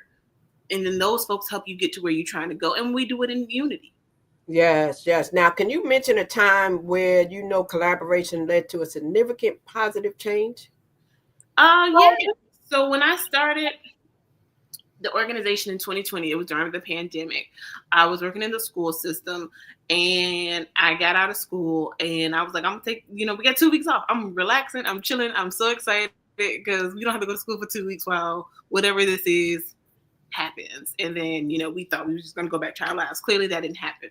But during that first 2 weeks, something said, make a sandwich. And I was like, I don't need a sandwich. Like, I'm not hungry. What am I doing? But I called a friend and I was like, I think I'm gonna make some lunches and see if any of these kids with essential worker parents need me to bring them lunch because they're in the house by themselves. And their parents can't get off work to go to the pickup sites to pick up these meals that the schools have because you had to take your kid. Like, you had to get off work, go get your child, take them to the school, get the meals, take them back home, and then get back to work. And you only get a 30-minute lunch. How would you do that? So I went to the store. I had $40. I bought apples, lunch meat, stuff to make sandwiches, chips, and like a snack. And I made lunches and I put it out on social media and I sent it to some of my friends like, hey, I'm making lunches for any kids who need them. If y'all need something, let me know. The first week, I think I had like 10 lunches that I gave out. But then the second week, I had 50. And then the week after that, I had 85.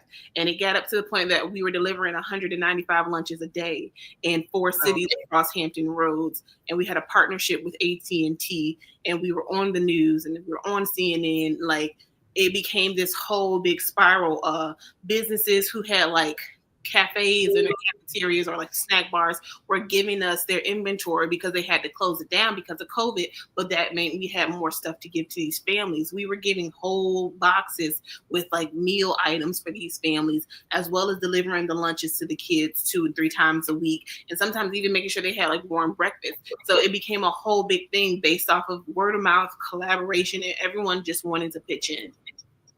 Amazing. Congratulations on the success of that. That sounds like you really helped feed many, many, many families. One last question before I allow you to share your contact information and allow us to know anything you have coming up. What is the one piece of advice you would give to anyone watching who wants to get started, make an impact, but they just don't know where to begin? Don't overthink it. You will get yourself stuck in a cycle of thoughts and never start if you overthink it. Sometimes it's the simplest thing that you needed to get started. And sometimes the simplest thing is just saying, I am this. I am a writer. I am an author. I'm an advocate. I am a hairstylist. I am a welder. And making it an affirmation that this is who you are. And then just be consistent. It's not going to happen overnight. It's not going to happen in 6 months. It might not even happen in a year. But when it happens, it happens. And it happens in a major way. And all you have to do is be ready. Wow, Ms. Anderson, that's powerful. Just be ready. Don't overthink it. Just do it. Isn't that what Nike said? Just do it. Yeah. And that's what I'm hearing. That's what I'm hearing from you, is just basically just go out there and try. And you said it earlier. You said try it all, right? Mm-hmm. Don't just try one thing. Try everything until you find out what it is that you really want to do. So that's truly amazing. And I thank you. And doing it, you talked a lot about unity and collaboration. So before you give your contact information, any closing remark that you'd like to give us in regards to everything that you just spoke about when it comes to the unity, the collaboration, and the community, what would you like to close out with today? Yes. Now more than ever, it is super important for us to unify, for us to collaborate, for us to lean on each other and uplift each other and not spend so much energy and time trying to tear one another down, but instead encouraging, educating, providing a kind word, and just being mindful of ourselves, of the people around us, of our children, and what's really going on. Because things are changing rapidly. And the only way that we will get through is together. There's no other way.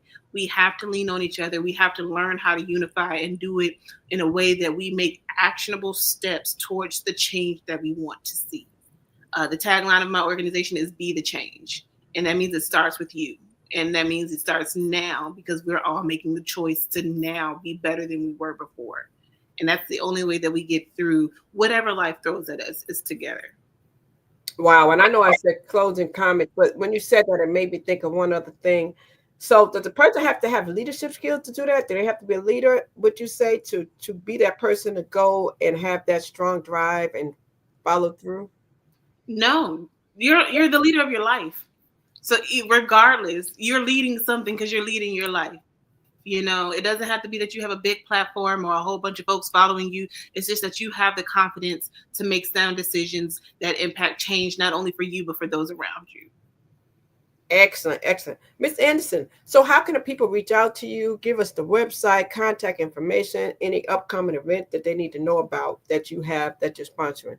Yes, so the organization is Vision Driven 757. We are Vision Driven 757 on all social media platforms, including LinkedIn. Personally, you can find me at Lindsay A. VA on Instagram and Facebook, Lindsay Anderson on LinkedIn. And we have an upcoming event on August 2nd at the YMCA here in Hampton Roads in Norfolk, where we'll be doing Be Well Community Resource Fair, where we give out school supplies as well as on-site resources for families of school-aged children.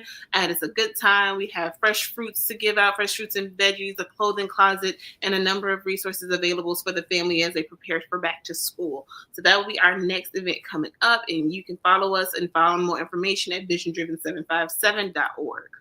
Can you say that website one more time, a little slower, for those that may be interested in finding out how they can get involved with that event?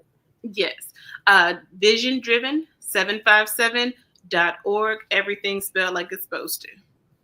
Excellent.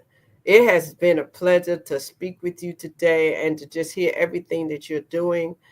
We are definitely enlightened by all the nuggets that you've given us. We want to thank you for stopping by here today on the Black Business Network to provide those nuggets and to share everything that you've done to help others to get started. All right.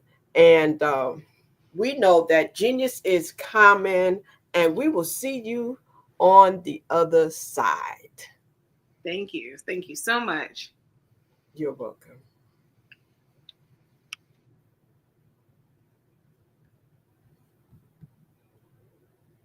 And next, you will hear a word from our sponsor, but I want to remind you, ladies and gentlemen, to make sure that you don't forget to go by and visit www.Black Business Expo USA.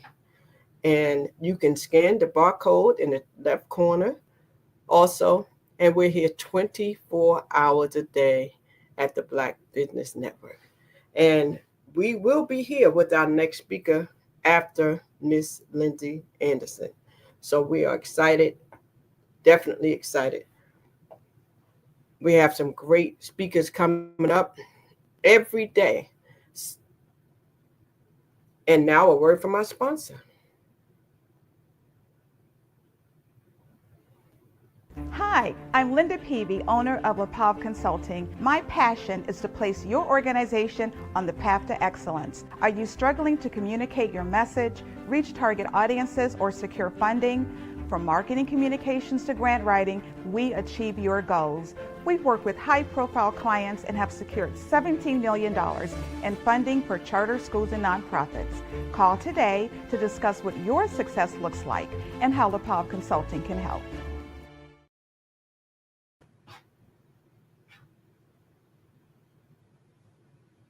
I was born in a little village on the island of Haiti. Many deadly diseases pounded me. It is as if they were on a mission to end my existence on this earth. I refused to give up.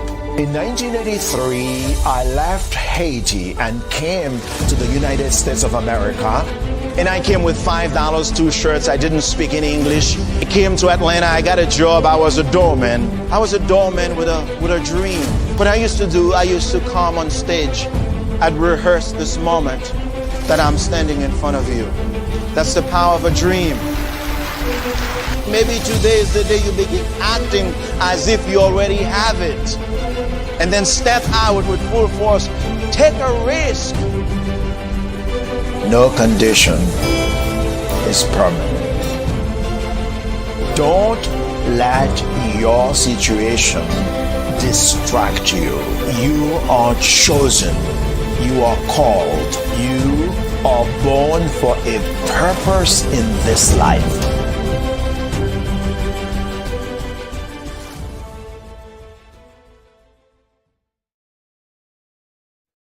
Hey everyone, it's Grant McGaw, CEO of 5-Star BDM and host of the award-winning Follow the Brand podcast and TV series, where I help you to build a 5-star brand that people will follow. My genius is personal brand development through intelligent communication and helping you achieve your business and career goals.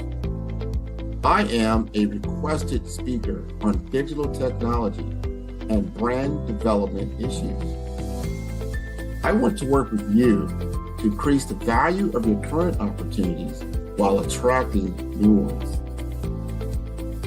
Every one of you is unique, and we all share challenges that can be addressed through smart branding. As a super connector, I work with you as an executive coach to guide you along the complicated business and career development road, providing the enhancement tools and information you need to succeed. Together, I will help you succeed in today's challenging business climate. I will evaluate and measure your progress. Best of all, I am right alongside you every step of the way. Build the brand called you. Genius is coming. Did you know that approximately 333.34 million businesses exist today, according to a report from 2021? And you may be one of those businesses, or maybe you're not in the business market yet, but you're aspiring to be a business owner. Well, guess what? You're in the right place at the right time. Because let's face it, everything is about timing and opportunity. Hi, my name is Dr. Lotus Richey, and I'm the CEO and founder of the Lotus Richey Coaching and Consulting LLC, along with the Lotus Richey Ignite Show. 15 minutes of success with Dr. Lotus Richey, as well as books to boom your business and bring who you are. And today, I want to bring this amazing message to you about the Black Business Network and the Black Business Olympics. See, the Black Business Network and the Black Business Olympics is designed to help people just like you, that's right, that look like me, to take their business to the next level. Not just in your front yard or your backyard, but globally. The Black Business Network and Black Business Olympics is designed not to just help you survive, but to help you thrive. So join us today as we come together with businesses all around the world to support our students, our children, our young teens, our young entrepreneurs. What we do is we come together to help raise funds for students who are aspiring to be business entrepreneurs, who are aspiring and who are thriving in college. We endow them with a wonderful opportunity to gain scholarship of either a laptop or several thousands of dollars. And we invite you to help be a contributor to this amazing opportunity to help someone that looks just like you. So join us today at our website and let us connect with you and help you ignite and take flight in every area of your life on the Black Business Network and the Black Business Olympics. I'll see you on the other side.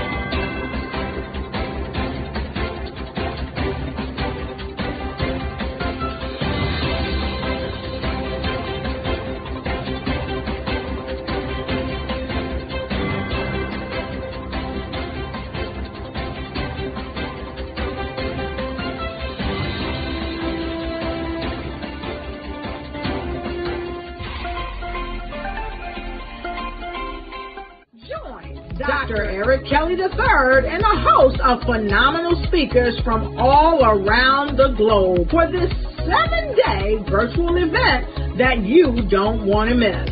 The mission of the Black Business Expo is to raise scholarship money from kids all the way from high school all the way from college. The Black Business Olympics is one of the largest Black business showcases in the world. It is an opportunity for businesses and companies to showcase their businesses globally.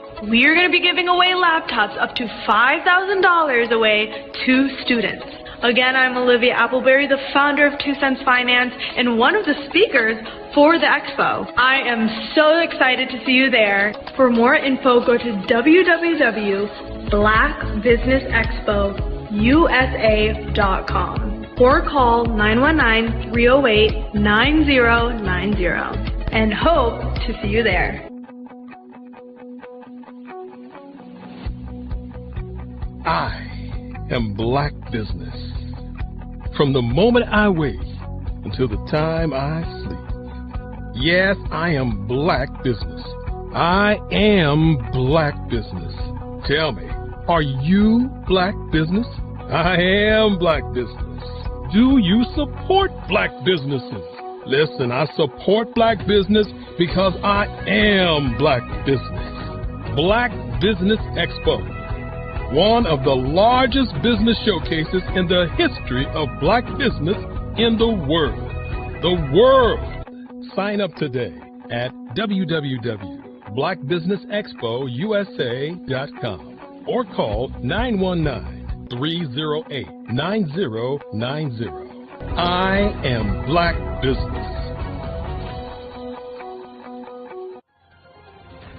I am Black Business. From the moment I wake until the time I sleep, I am Black Business. I am Black Business. Are you Black Business? I am Black Business. Do you support Black businesses? I support Black business because I am Black Business. Black Business Expo, one of the largest business showcases in the history of Black America in North Carolina. Join Dr. Eric Kelly III and a host of phenomenal speakers from all around the globe for this 7-day virtual event that you don't want to miss. The mission of the Black Business Expo is to raise scholarship money from kids all the way from high school all the way from college. The Black Business Olympics is one of the largest Black business showcases in the world. It is an opportunity for businesses and companies to showcase their businesses globally. We are going to be giving away laptops up to $5,000 away to students. Again, I'm Olivia Appleberry, the founder of 2 Cents Finance and one of the speakers for the expo. I am so excited to see you there. For more info, go to www.blackbusinessexpousa.com or call 919-308-9090 and hope to see you there. I am Black Business. From the moment I wake until the time I sleep. Yes, I am Black Business. I am Black Business. Tell me, are you Black Business? Black Business Expo. One of the largest business showcases in the history of Black business in the world.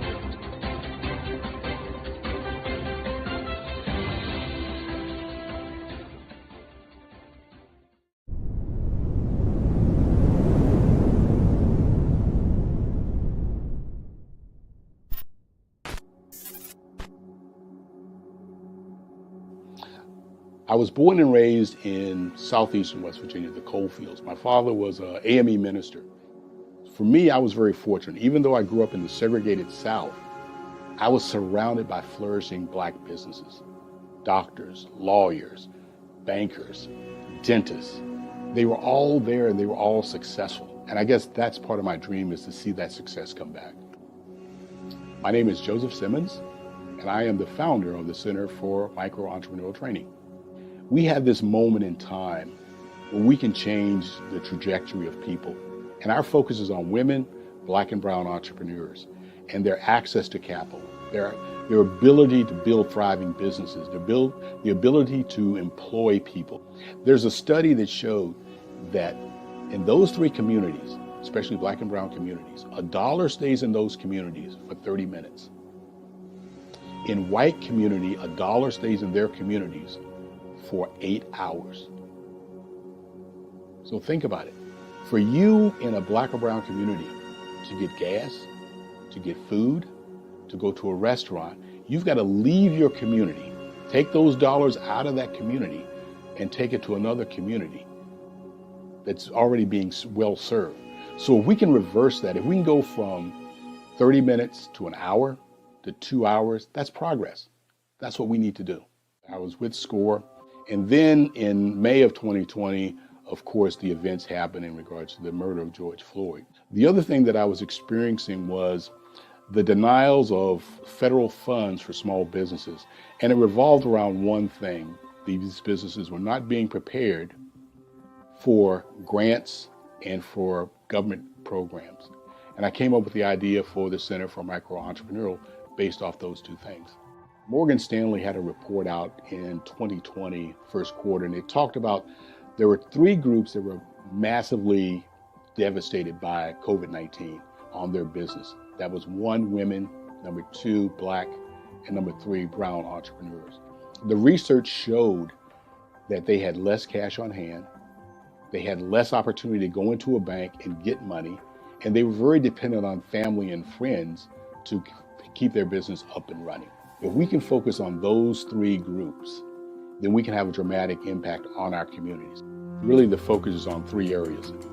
And those 3 areas are 1, the people, number 2, the courses, and number 3, a support network. Here at CMAT, we will provide you with the fundamentals for generational success. And you will be creating a vibrant community by attending our 5-day immersive training course.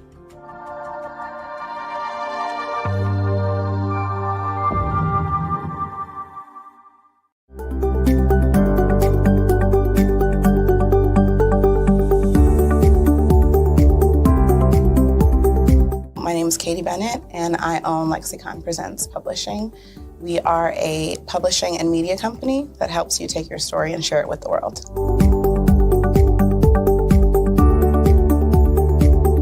You know, for a while, I just had my family telling me to just hang it up, get over it, you know, and I had no support. And it was in your program that I really understood the necessity for having that help, having that support.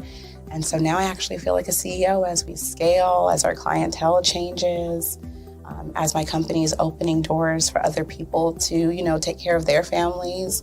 It's just completely changed from just a mom who was publishing books.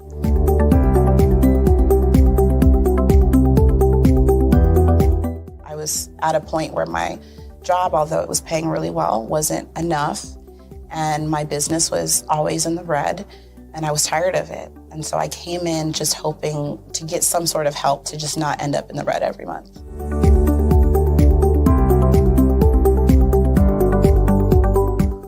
Ooh, wow. Okay, so there was one in particular, I cannot remember his name, but he asked me, he said, why are you in business?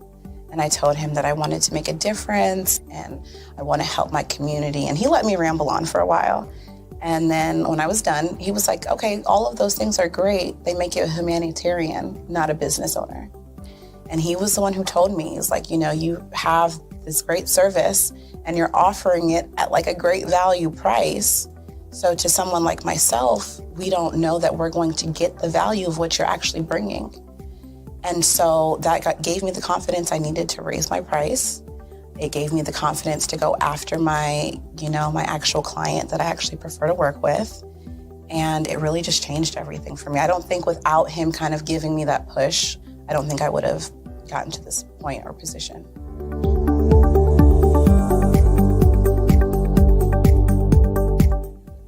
Wow, the benefits is just having a coach that holds you accountable. They set goals with you.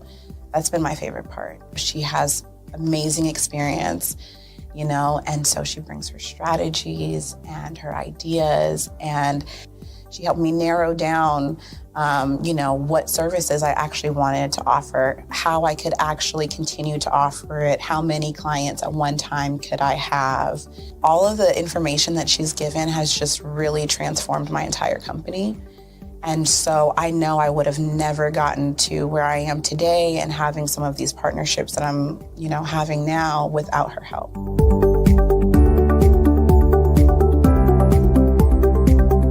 You're going to get information that you're not going to find on YouTube. You actually take the time to strategically give us the information, then give us time to actually apply it. I would also say that so that you're not just out on a ledge alone trying to figure this out. Like, you deserve to be in a community with other people who also want to grow their business.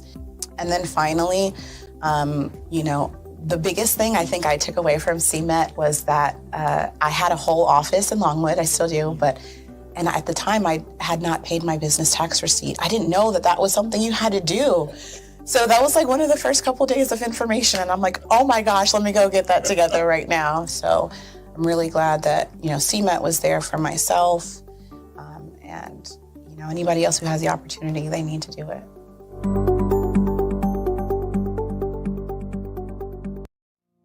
Did you know that approximately 333.34 million businesses exist today, according to a report from 2021?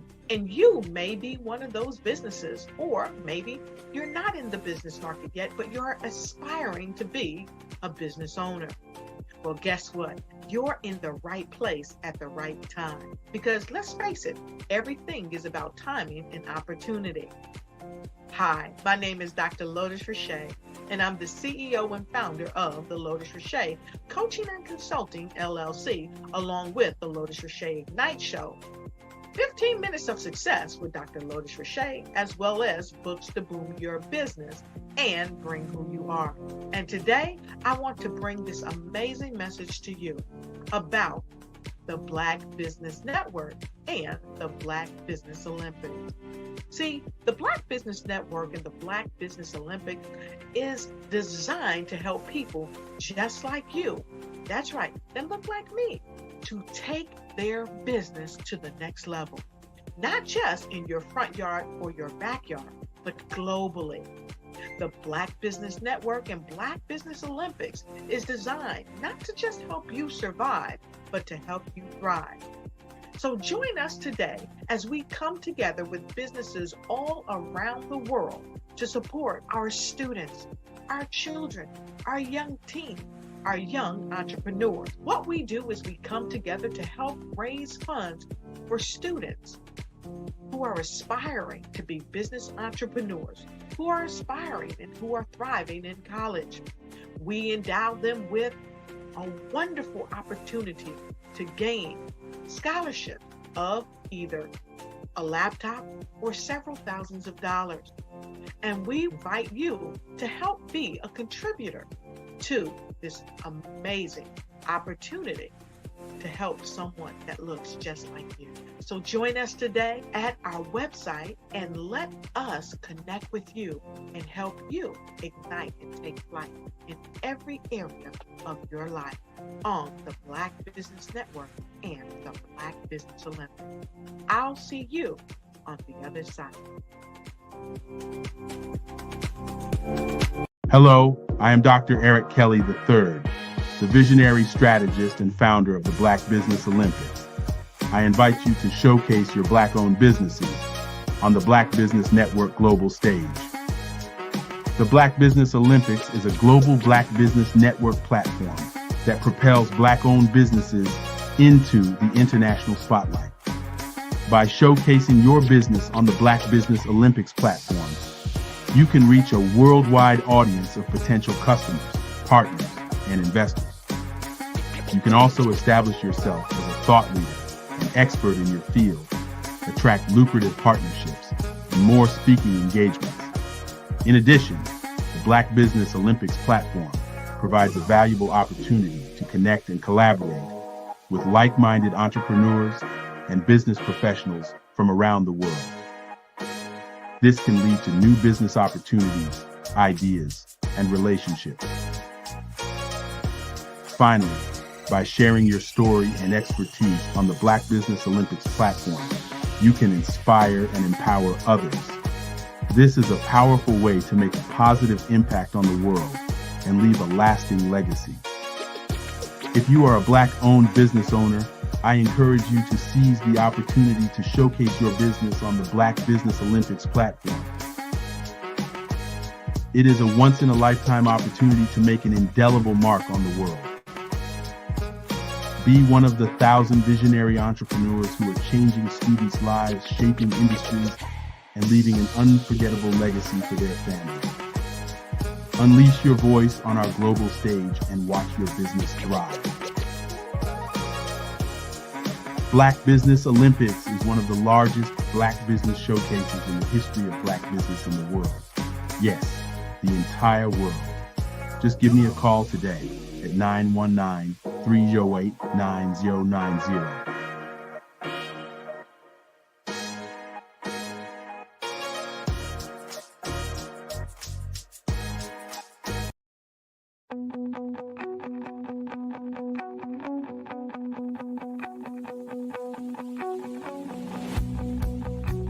I am Black business. From the moment I wake until the time I sleep. Yes, I am Black business. I am Black business. Tell me, are you Black business? I am Black business. Do you support Black businesses? Listen, I support Black business because I am Black business. Black Business Expo, one of the largest business showcases in the history of Black business in the world. The world! Sign up today at www.blackbusinessexpousa.com or call 919-308-9090. I am Black business.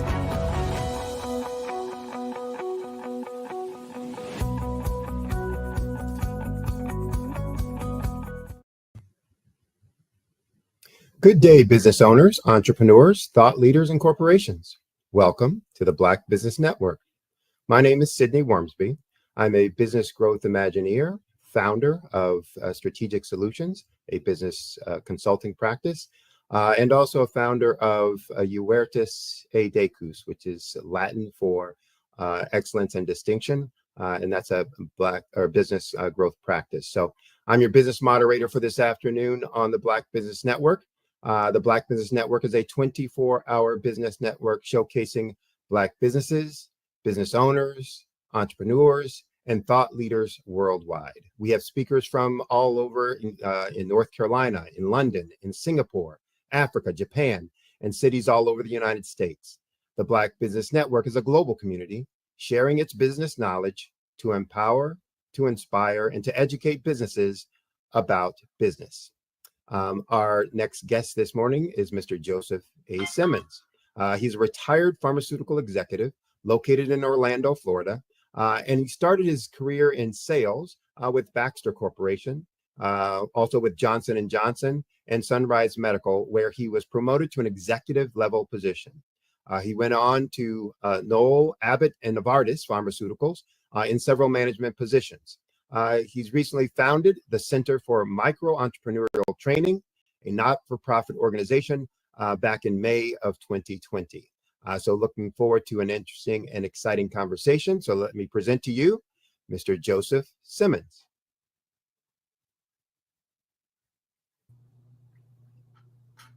Good morning. I think I said afternoon. Boy, it's been a long day already, hasn't it? Jeez Louise. Well, in your intro, you talked about, all the different, your global organizations. So guess what, Sydney? Somewhere in the world, it is afternoon. It is afternoon. That's right. It's like, I just got off a call. I was actually on last night with a client from India, not Pakistan, sorry, from Pakistan. And I realized what time it was for where I was. I'm like, wait a second, it's midnight where you are. Yes. And yeah, it gets to be that way sometimes. Like, where is it? What time am I? Well, welcome. It's the first time I'm meeting you, so it's great to meet you. You have an extraordinary background, so I understand we're going to do a fireside chat, and I'm looking forward to getting into it. So don't know if you're ready. Sydney, I was in sales. Okay. I'm ready to go. Okay. All right. Good. Because this time always goes so fast, and so want to jump into it so people get the benefit of your experiences, et cetera. So, first and foremost, you have a career in sales leadership, sales management, executive business leadership. Talk a little bit about it seems, all of it was in the pharmaceuticals. How did you get to that industry? Was that something, that you wanted to do while you're in college, came to accidentally? Talk a little bit about that. Well, God bless my mother and father. They were very patient with me, but strangely enough, Sydney, my mother always provided me with magazines, business magazines. So whether it was Forbes, Newsweek, Wall Street Journal, she would always kind of give me these magazines, and I had an affinity for it. So I really, when I went to college, I was a political science major because I had aspirations of going into politics, behind the scenes, not being the front man. And my father was a minister.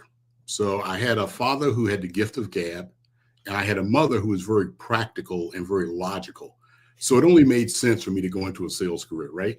Right. And that's how I started. My sales career was basically, it was just one of happenstance. They looked at the competencies and the skills that I had, and they said, you would be great for this. And I took off into a sales career, and it taught me a lot. It taught me a lot in regards to people skills. It taught me a lot in regards to, what motivates people. Obviously, I was motivated by achievement. I wanted to be successful. My parents were, I look back at my lineage, my grandparents on my father's side were slaves, and they were just freed. And then my father had probably a 6th grade education, my mother a 3rd grade education. But they had this sense of they wanted a better life for Joseph Simmons, their son. And so I always had this drive to exceed their expectations in regards to whatever I did. So as you just read off, I started out in medical devices and then moved over to pharma. And there was always this friction and this bumping with medical device and pharma. We looked down on pharmaceutical people because we didn't think they sold. In the medical device business, it's very aggressive, it's feast or famine. So there's this attitude of, I'm all that by being in medical devices. Right. But, there's this, in the 90s, there's this up and down in regards to medical devices. If you lost a contract with a hospital, it's a zero-sum game. And I was approached twice by individuals say, Joe, you'd really be great in pharma. And I was like, I don't know if I want to make that move. You guys, all you do is go into doctors' offices and, drops things off and do lunches. I'm out here really selling, I just that attitude. But I interviewed for a position with Knoll, and the VP showed me their data, what they get. And Sydney, I was just blown away. I mean, they had, physician level data on almost, where the doctor lived, what he liked to eat, where he, liked to go to restaurants. I mean, and then the prescribing data that they had was just enormous. And it just made me think that it would be a challenge for me, but I had all the tools to be successful. I had data, I knew their target audience, I knew the products that they were prescribing, so I could really develop and focus a field force in that direction. So that's kind of a short story of me going from Leicester, West Virginia, college, sales, and then into pharma. Okay. So talk a little bit about it. You're in sales, doing quite well. Folks want you in all of their roles, et cetera. What was it that made you want to go into the executive leadership level? And what were some things that you experienced or learned at the sales level that you felt were critical for your success at the executive level? Wow. Number one was control. That was the number one thing that I looked at. When you become at a certain level of, when you're at an executive level, you have control over hiring, policy procedures, marketing. So you have a better input in regards to the direction of the product, services, or the organization that you're with. That's number one. Number two, what I learned from sales is there's an old adage called know, like, and trust. Three things. That's the fundamental. So to get into an executive level, you have to align yourself with different resources, whether it's marketing or manufacturing, operations, accounting. So they have to know you, they have to like you, and they have to trust you because they're giving you a budget of $10 million. So you've got to perform. So those are the kind of things you learn from a salesperson is that you have to perform. You have to exceed expectations. You have to execute flawlessly. So from those two things, and you move into executive, now all of a sudden you're directing people in regards to execution, product knowledge, relationships. But most importantly, you can give them your learnings. You can pass it on. You can pass, well, why were you successful? So you mentor people within the organization to become you, to replace you, to succeed you, to go to a higher level. Yeah. I bet what you just talked about there resonates with a lot of folks, especially that control piece. That that's what most people kind of go into business for. It's like I want to have some say, some control over my own life, my own destiny, et cetera, et cetera. And similar to you, when I was with corporate, I did everything on the ops side. Wanted to get on the sales side. Once I got on the sales side, I'm like, now I don't have any control over the ops side. So I need to be a general manager, which is how I then got to the, going to the executive level as well. Talk about, it's for those who haven't been in corporate America and for those who are, it's no small feat. It's, it's not easy, moving up, and getting to the executive level within some of the corporations that you've been with and how large they are. Talk about what it is about you personally, your skill set, your capabilities that you think allowed you to not only get to that level, but to thrive and be successful at that level.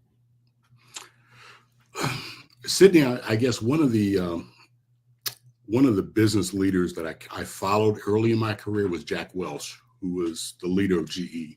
And he talked about 5 things that a leader should, if you're going to succeed as a leader, these are the 5 things you need to do.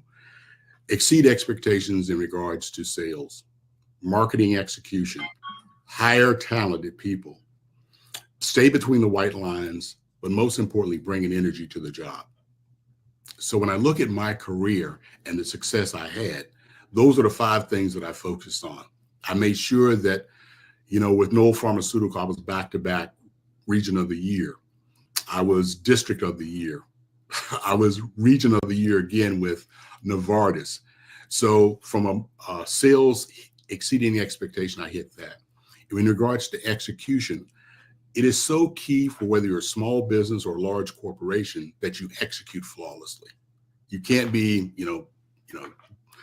distracted by the shiny objects. That as as a business consultant, too many times, I want to do this, I want to do this. Right. And it takes you off track, it takes you off message. Yep. So 3 is hiring talented people.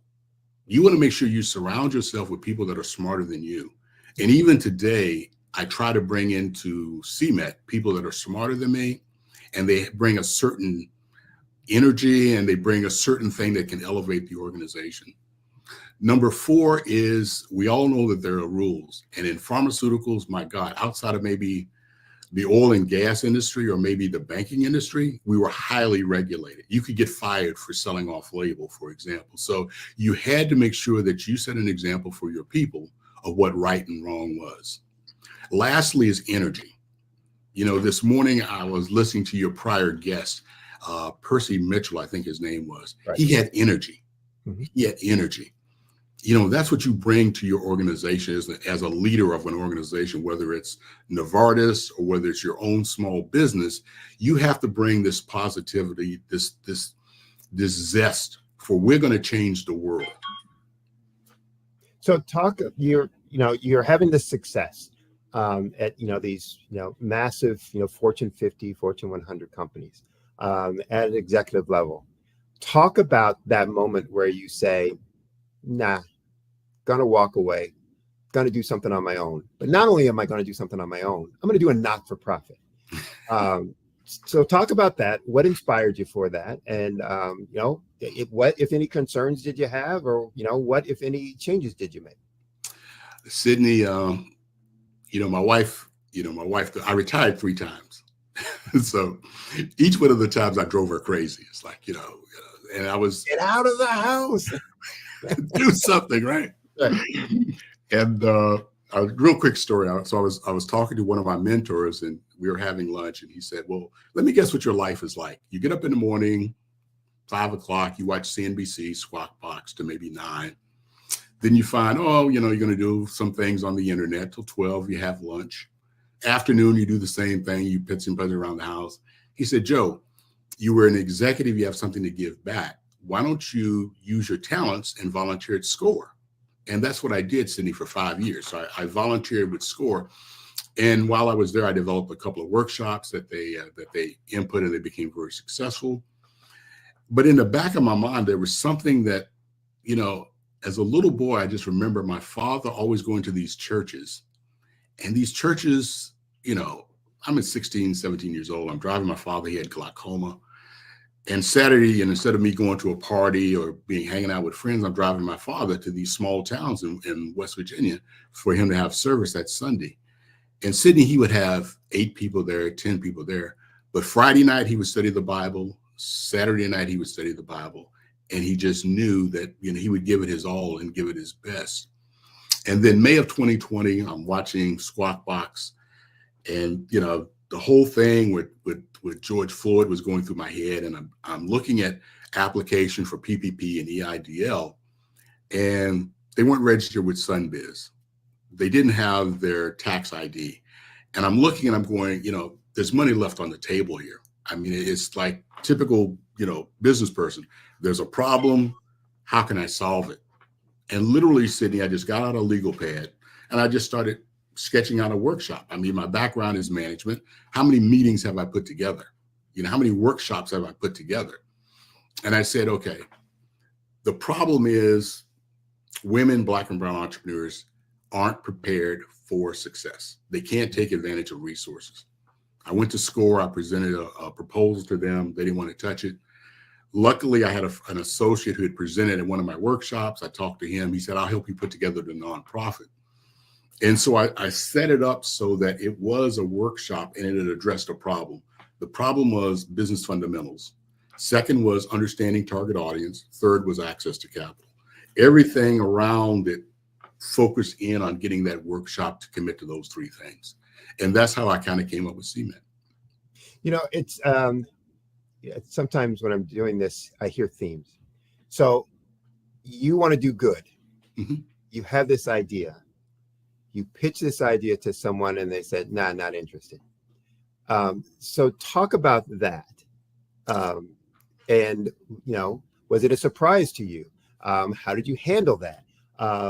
Why did you think that it took place? And then what did you do to get past it, to overcome it? Sydney, having 30 some years in sales, whether it's, foot on the ground, knocking on doors, sales success really runs around being able to put the no's behind you mm-hmm.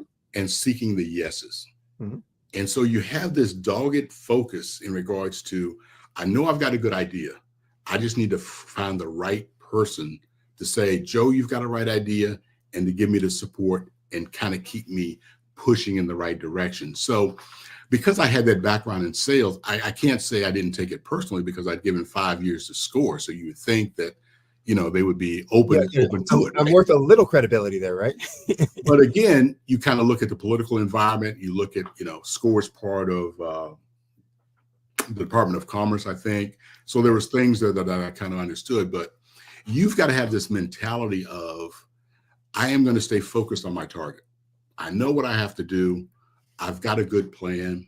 And I just started pitching. Luckily, I ran across one of the funders at a networking event, and she was new, I was new, and together I understood from a sales standpoint, if I help her out, she's going to put me in front of the right people. Right. And that's what I did. I nurtured her. I connected her with the right people. She was starting to see success. And then she said, "Hey, Joe, what can I do for you?" That was my opening. I'm glad you asked me that question. Just, can you set up a meeting for me with, who has the money? And then that was the other thing you learn in sales, is that you can't be shy. You've got to be able to say, you know what, as a nonprofit, it is for profit. It takes funding to do what you have to do. Right. And so she set up an audience. I had a phone call. I pitched them, and I had a meeting, and then from there it just kind of snowballed from there. And even you almost have to have the attitude of, even with some of my subject matter experts, I've got 3 that have been with me, Sydney, for 21 cohorts. And some of them, the 3 that started out with me, weren't being paid. There was no stipend. So they believed in the mission, which really reinforced my need to say, you know what, I've got something here, but I need funding to really make it happen, to support these entrepreneurs, but also support the subject matter experts. I do a workshop around kind of mastering finances, et cetera. And one of the things I always talk about is that the goal of business is not about making money, a profit, it's about, meeting or exceeding the needs of your client base. However, financials become the way we measure success, how well you're doing that goal, how well you're meeting that. So revenue is a measure of how well you're meeting that need. Profit, or surplus in the case of a not-for-profit, is a measure of how long you'll be able to do that. And so I think there's, excellent lessons from what you're talking about there. But a key one, again, I want to just, so people don't go by it too fast, was your persistence when you heard no. That, you're going to always have obstacles, even when you're doing something great, or you believe something is great. And here you're trying to do something, great, noble for others, et cetera. And you're still going to have people who say, I don't believe in it. I don't think you can do it. I don't think it's possible. I don't think it's worthwhile. And, there's, this determination that you have to have, this inner discipline that you need to show, that says, I'm going to stick to my plan. I'm going to stick to my objective, and to move forward with that. So hopefully people out there will hear that and resonate with them, because they will experience it at some point, in their journey. I think the other lesson that you talked about is what you did with no money, which is similar to what Percy talked about. And so again, common themes. One of the things when I was managing executive level, when people would come to me for money, oh, can we get approval for this? The first question I would ask them is, what would you do if I said no? And I would listen to their response. And some people would just like, well, I guess we wouldn't be able to do it. Okay, so you're definitely not getting approved. Yeah, fold up. But I listened to, what, others would say. It's like, I guess we would do this and et cetera. And my response would always be, then go do that. And then tell me what you got. And because all those things were really about, again, process, behavior. And that's what you talked about there. You said, okay, I'm going to go do this. I'm going to do this way so that I can show some benefit, show some value, and then people will collect around that. And in your case, it was showing value to a potential funder. Exactly. And again, I think that's the lesson people can get out of that. You need to show value, and you can show value without necessarily having money. It's just do what you do, and do it well, and show the results from that. So, and Sydney, you're absolutely right. I mean, because I spent X amount of years in pharma, with drugs, we always talk about efficacy. And with a physician, the first thing they want to hear is, okay, what is the efficacy? Now let me put it on somebody and see if it works. Once they see it works, it's safe, it's reimbursed, boom, it's off and running. It's the same thing, like you say, with your business. You have to establish credibility. People have to know you, like you, and trust you, but you have to keep coming back. I used to, one of my first sales reps told me something, and he said, people would come to say, why are you good? Why are you successful, Bill? And Bill would always say, look at the soles of my shoes. There you go. Yeah. Put the legwork in, right? Exactly. Sydney, you can't be successful sitting here behind a desk and just, hoping that business will come to you and funders will come to you, right?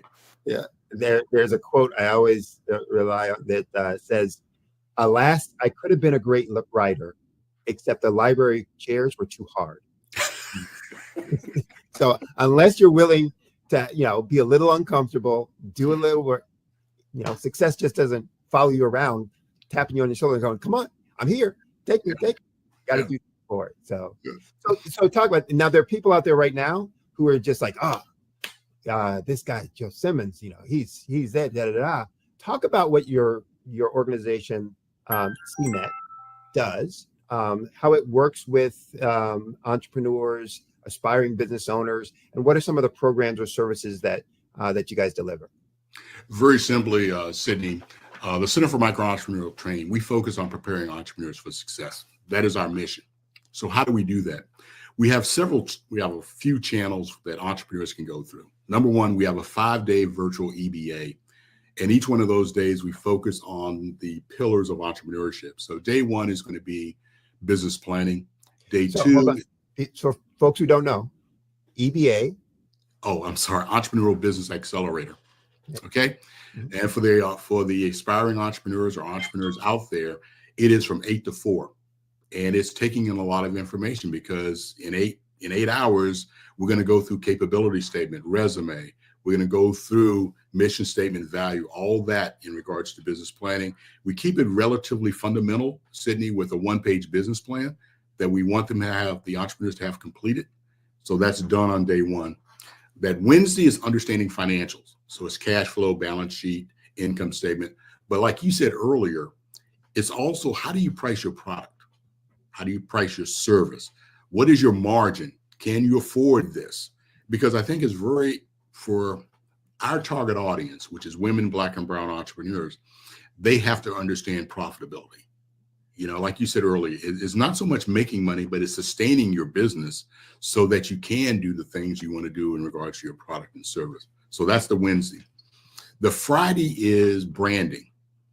It says that there are 3 challenges for businesses: access to capital, business fundamentals, and then target audience. How many times have you been around a business and they said, you ask them, Sydney says, you know what, Joe, I want to sell to everybody.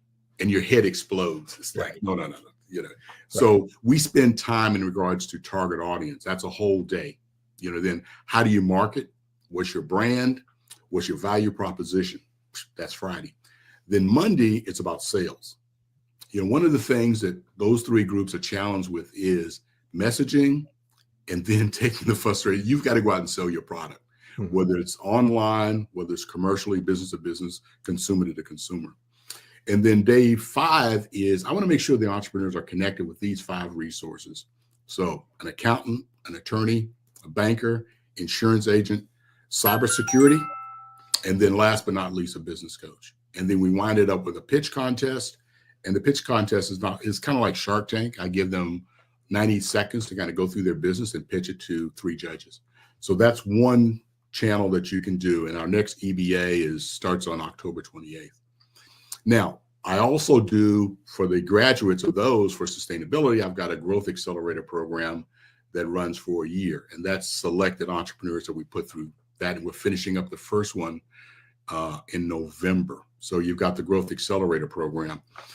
And then we also do a business academy. So there's 2 organizations. I'm running an 8-week and a 10-week business academy through CMET with my subject matter experts. And that's the other thing. I've got 12 to 15 subject matter experts that come through, and they provide the content, the information, and the resources for the entrepreneurs. And then the last workshop that I have is entrepreneurship through acquisition. We're looking at what they call the silver tsunami, where there's $10 trillion of market value businesses that are out there that we can now go in and now take over. And what do you gain, Sydney?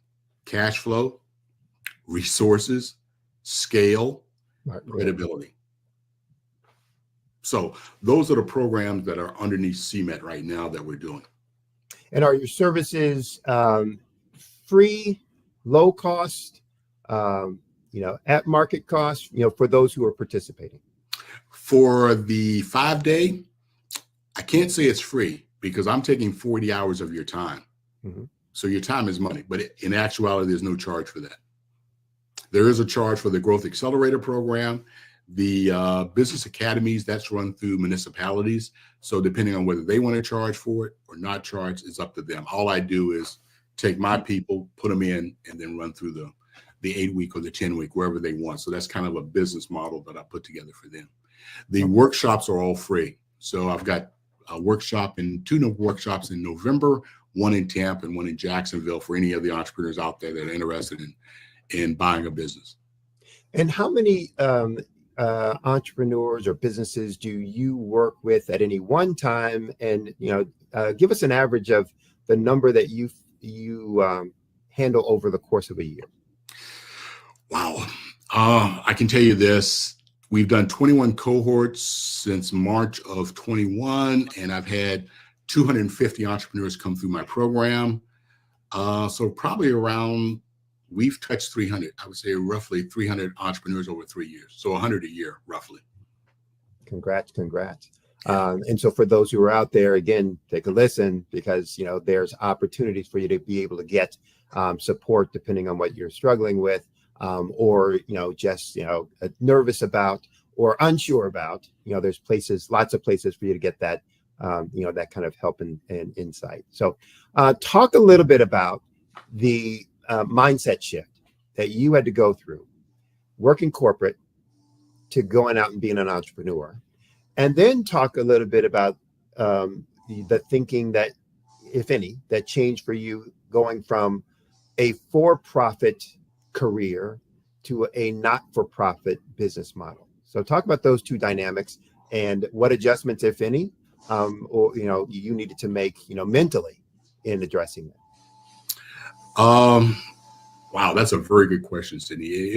As I look back on it, probably the quickest pivot I had to do was come to grips that you worked. It sounds like you worked in a corporate environment, and I worked in a corporate environment. If we were promoting a drug, it'd be easier for me to call up marketing for Zellnorm and say, "Hey, look, I need an additional $250,000 to promote this product," and they could look at my numbers and say, "Okay, it's a worthwhile investment."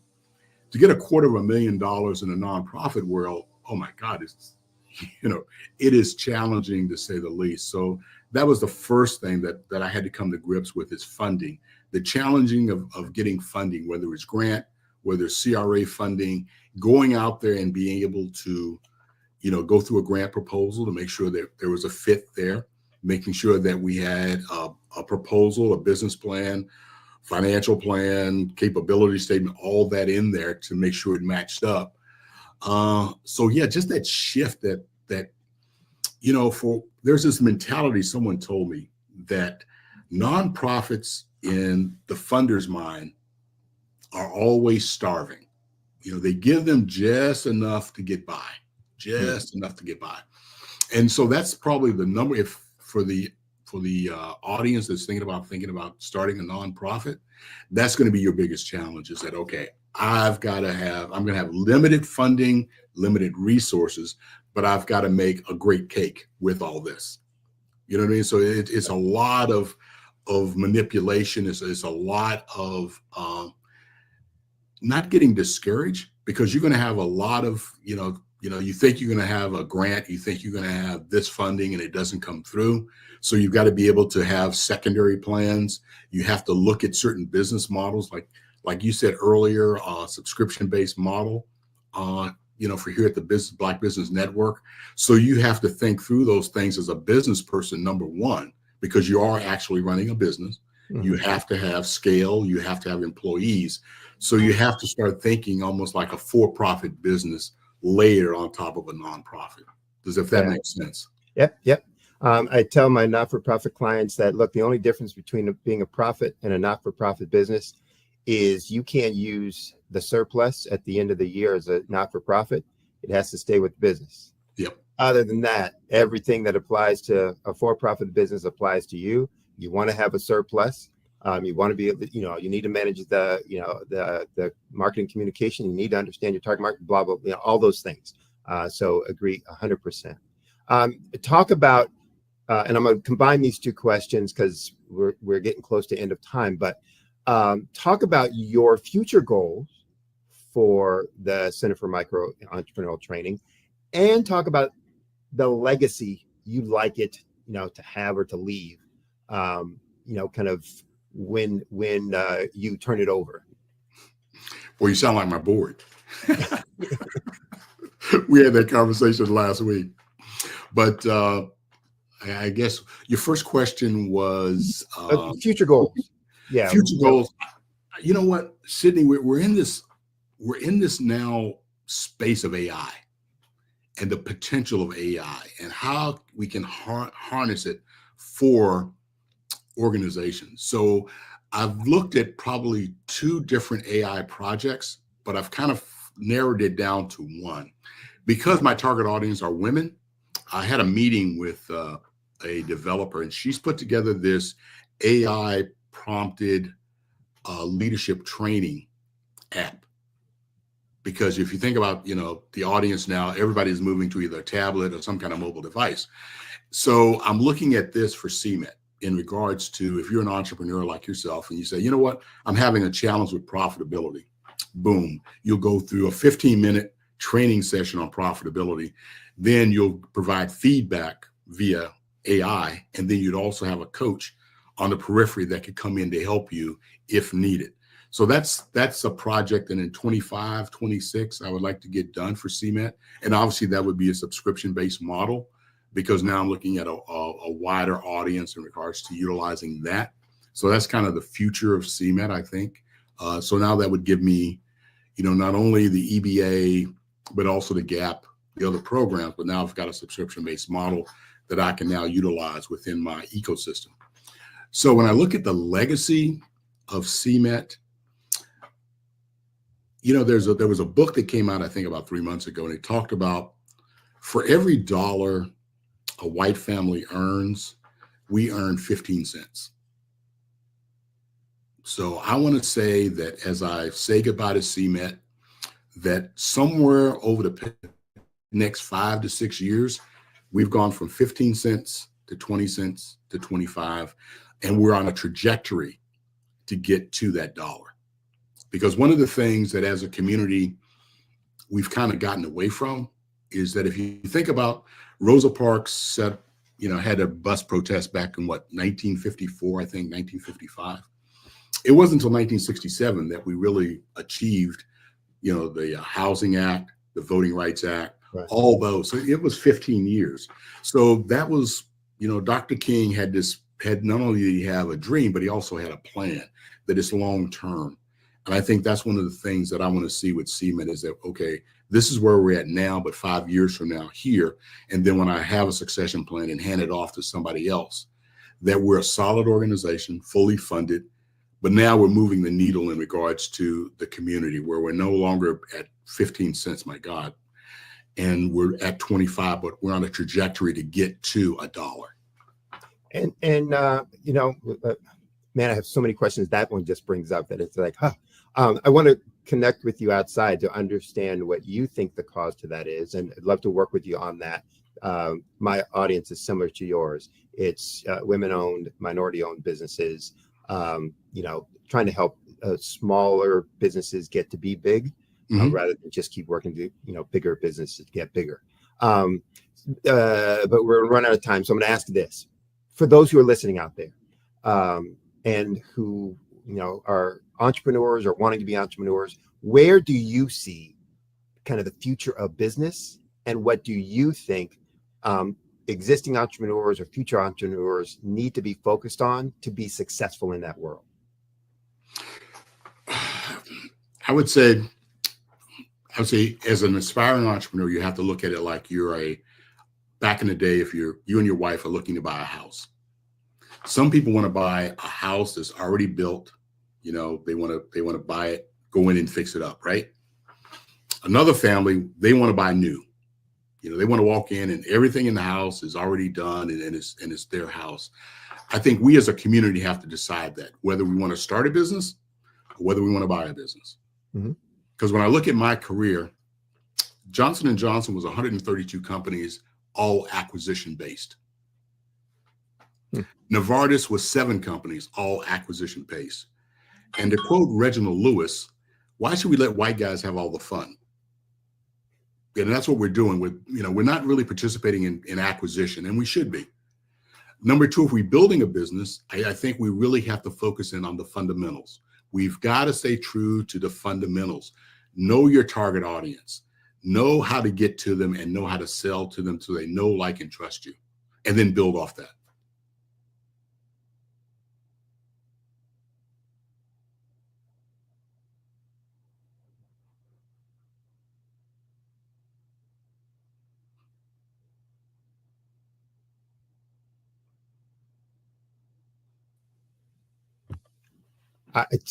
Sorry about that.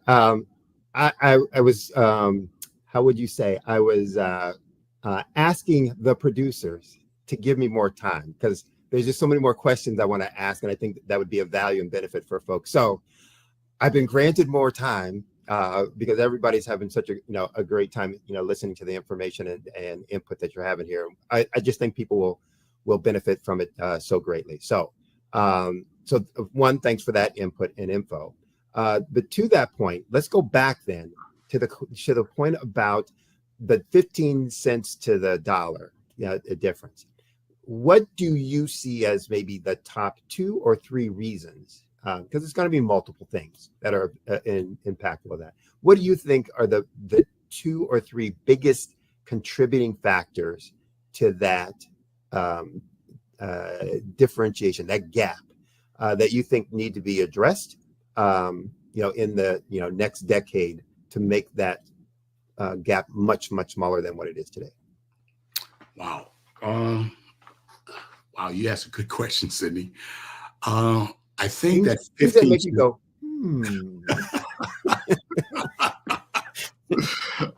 I think one of the things that we've got to look at is, and this is just I think if you go back to after World War II, there was the Marshall Plan that really built Europe, specifically Germany, back to where Germany is today, the same thing that it was Japan.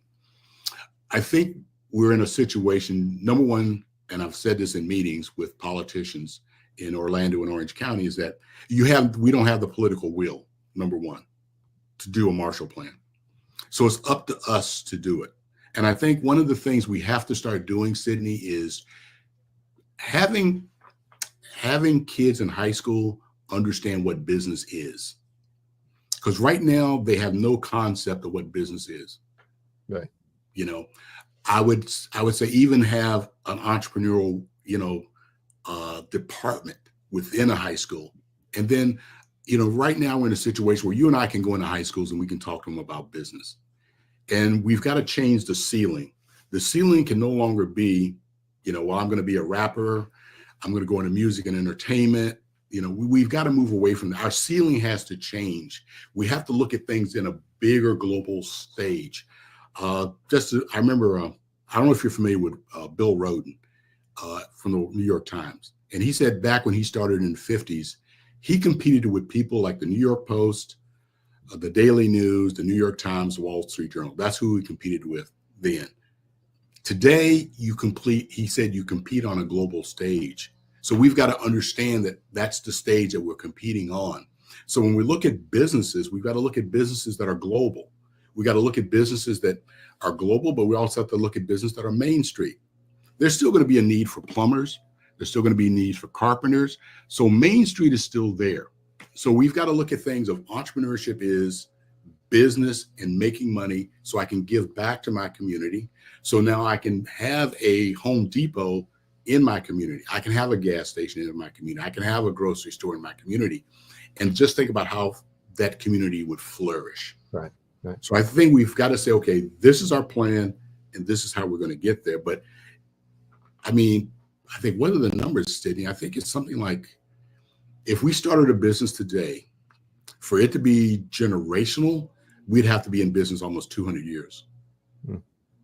2 points that you made. One, even in my work with founders and small business owners, one of the things I find, even with especially with the trades, but almost every industry and segment, that people run their business like a side hustle. Yeah. Even when it's their business, they're running it like a side hustle. Doing it on let's use this Band-Aid versus versus, look, I'm building this to last. And so what are the structures? What are the systems? What are the processes I have to have in place to make that? So if I'm a plumber, what's the business of plumbing? I know plumbing. What's the business that I apply to plumbing, my plumbing business, so that I can be consequential and substantial and longevity, long lasting, and so that I can grow. And then I become the Roto-Rooter, the national plumbing company, or if I'm going to open a hardware store, I'm going to do this to be long lasting, and I become the Home Depot because now I acquire all these other places and blah, blah, blah, et cetera, et cetera. So I think that's a great opportunity that I see in my work with folks of, just getting them to see this is what's possible if you put these structures in place. Otherwise, you're dooming yourself to being this, kind of this afterthought. You bring up a good point. Like I said, I run a entrepreneurship through acquisition workshop. And I was talking to an associate who is in the business brokerage business. And he gave me this example of exactly what you just said, Sydney, that an entrepreneur bought a lawn care company, go out to cut grass. But because he had an operational background like you, he bought another landscaping company. He bought 10 landscaping companies because he knew that by operating at a scale, he could become more profitable. Mm-hmm. So that's what I'm saying. We think in terms of, and that's right down Main Street. I mean, how many times have you seen, that you can do this? And also the opportunities of Main Street is this. He also called me and said, Joe, I've got an $8 million tow truck business that's for sale. And I put it out in my network. Only one person called me up and said, hey, Joe, I'd be interested in doing that. $8 million. Think about it, Sydney. So if his margins are 30%, he's generating probably around $300,000 to $400,000 in GP dollars, right? Right. You know what his salary is. One of the things, so to that point, and because of, my career, I was, very diverse in the industries that I managed in. And so from International Paper Company to PepsiCo to Citigroup to JP Morgan Chase, so for the Eastman Kodak, so all different industries, all different segments, global, I don't get put off, frightened by oh, this is a different industry. But you hear so many people, it's like, oh, I don't know anything about that. Again, if you know the business of business, that's a technical piece. You can learn the technical piece in a matter of months, but you'll have the business of business that you can then say, well, this is what that needs. We need to do this and And so they often get thrown off by and scared off by, well, I don't know anything about that.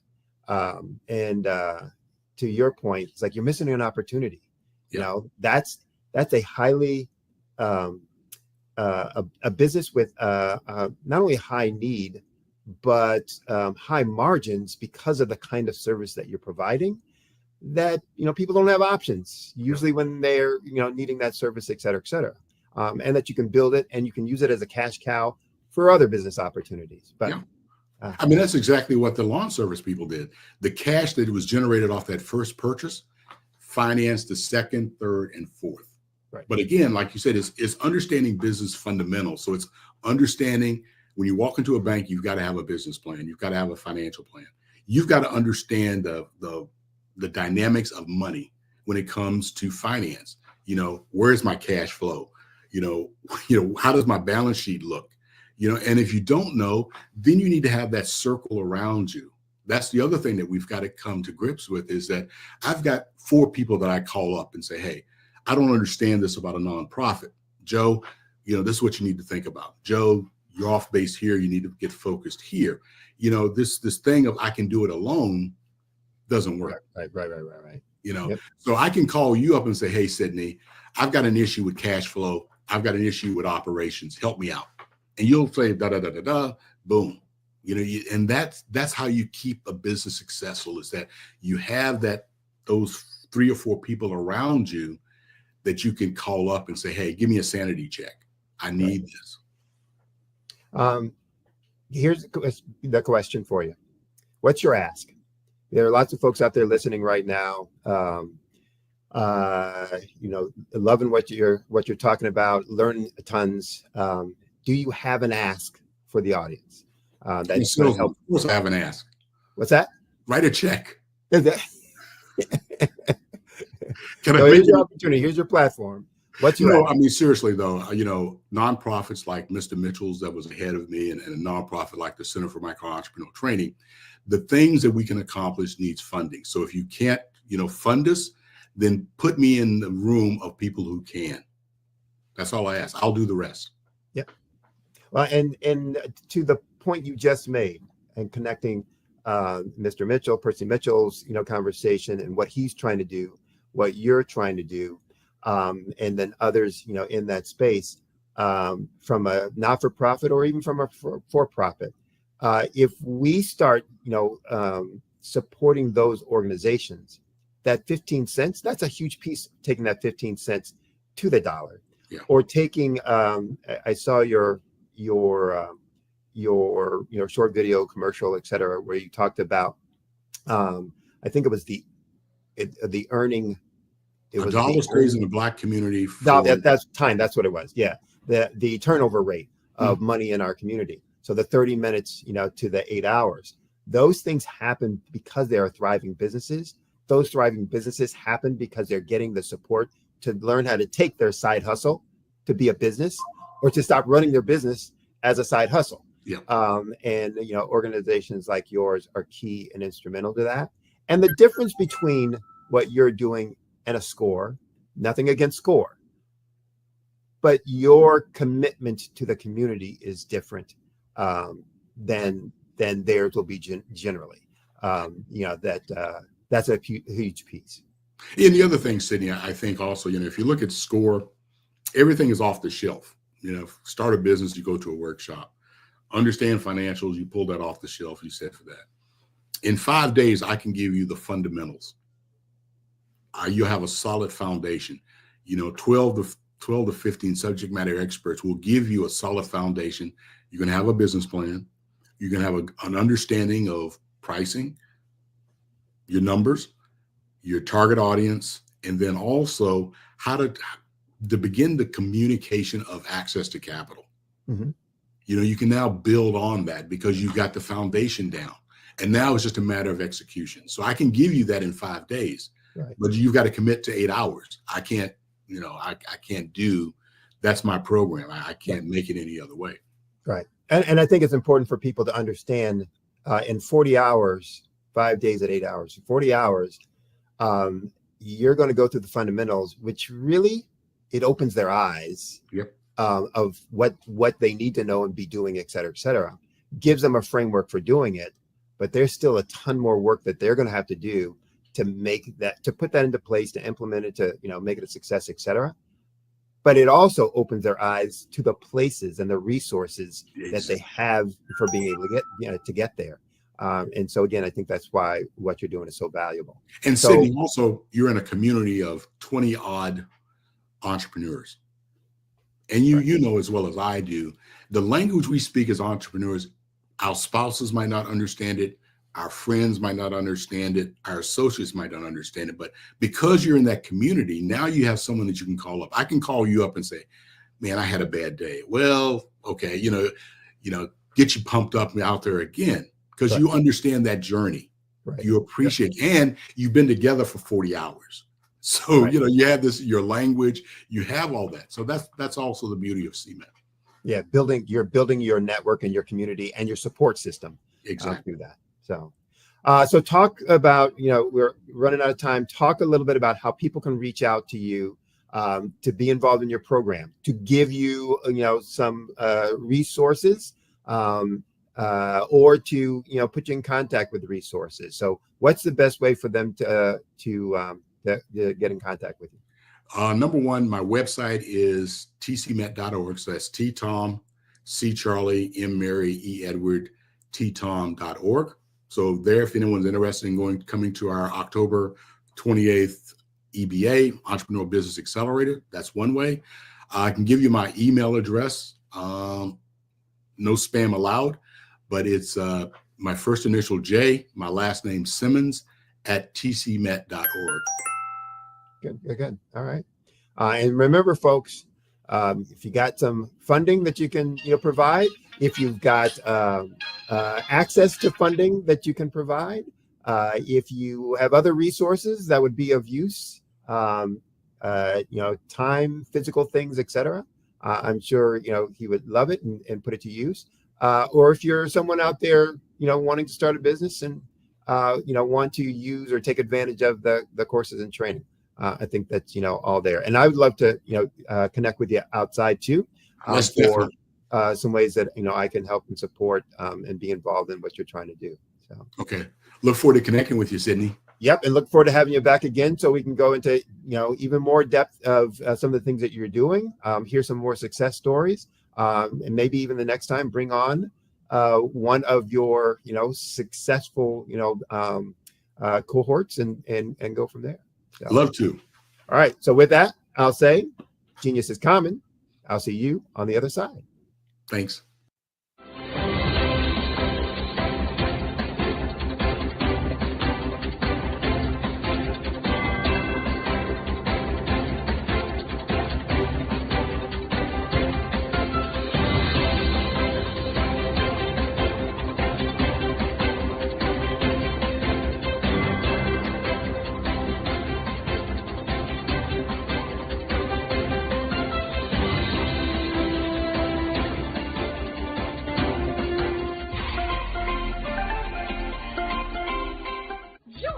Dr. Eric Kelly III and a host of phenomenal speakers from all around the globe for this 7-day virtual event that you don't want to miss.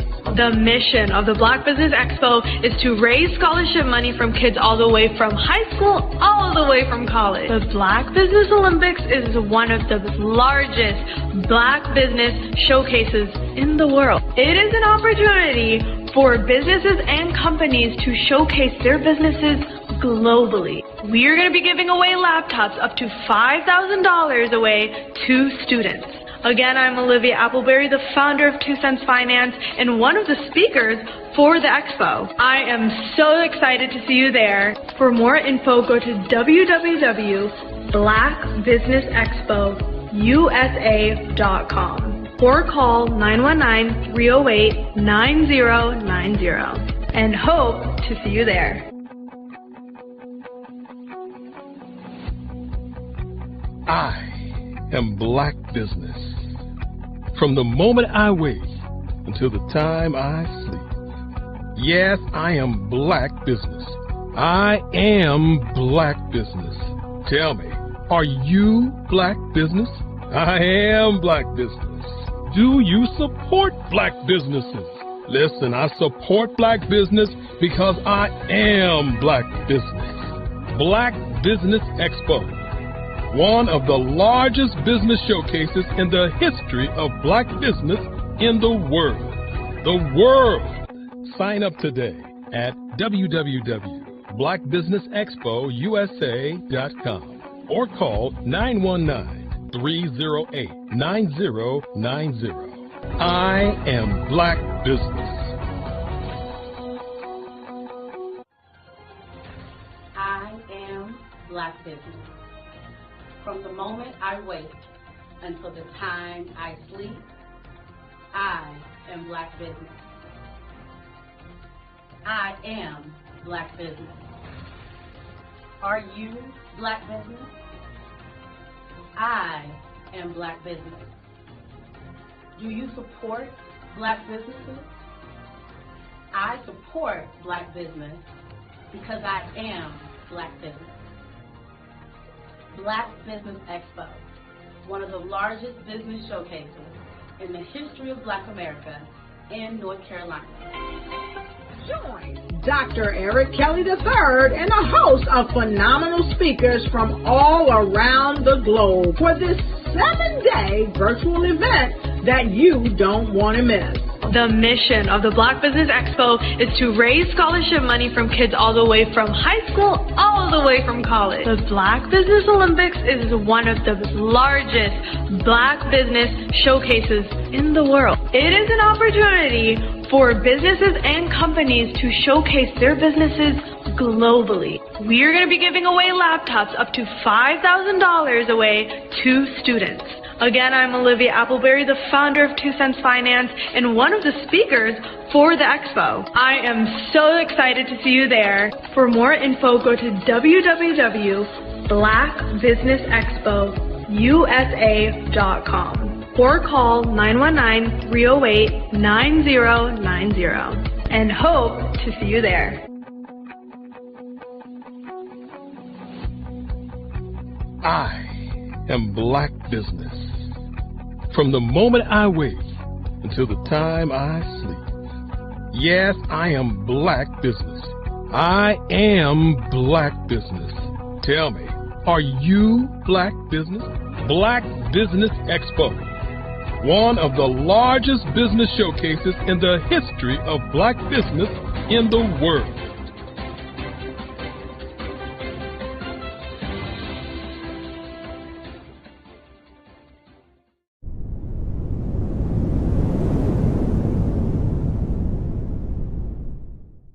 Hello, I am Dr. Eric Kelly III, the visionary strategist and founder of the Black Business Olympics. I invite you to showcase your Black-owned businesses on the Black Business Network global stage. The Black Business Olympics is a global Black Business Network platform that propels Black-owned businesses into the international spotlight. By showcasing your business on the Black Business Olympics platform, you can reach a worldwide audience of potential customers, partners, and investors.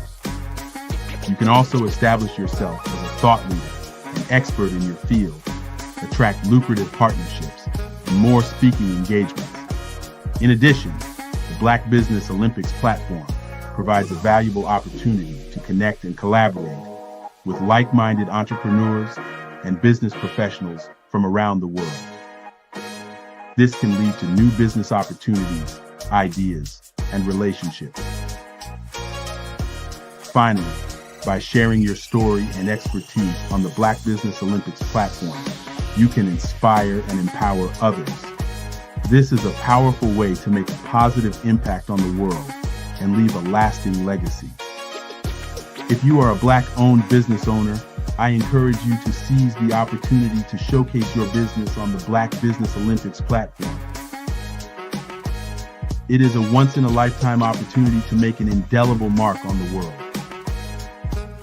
Be one of the 1,000 visionary entrepreneurs who are changing students' lives, shaping industries, and leaving an unforgettable legacy for their families. Unleash your voice on our global stage and watch your business thrive. Black Business Olympics is one of the largest Black business showcases in the history of Black business in the world. Yes, the entire world. Just give me a call today at 919-308-9090.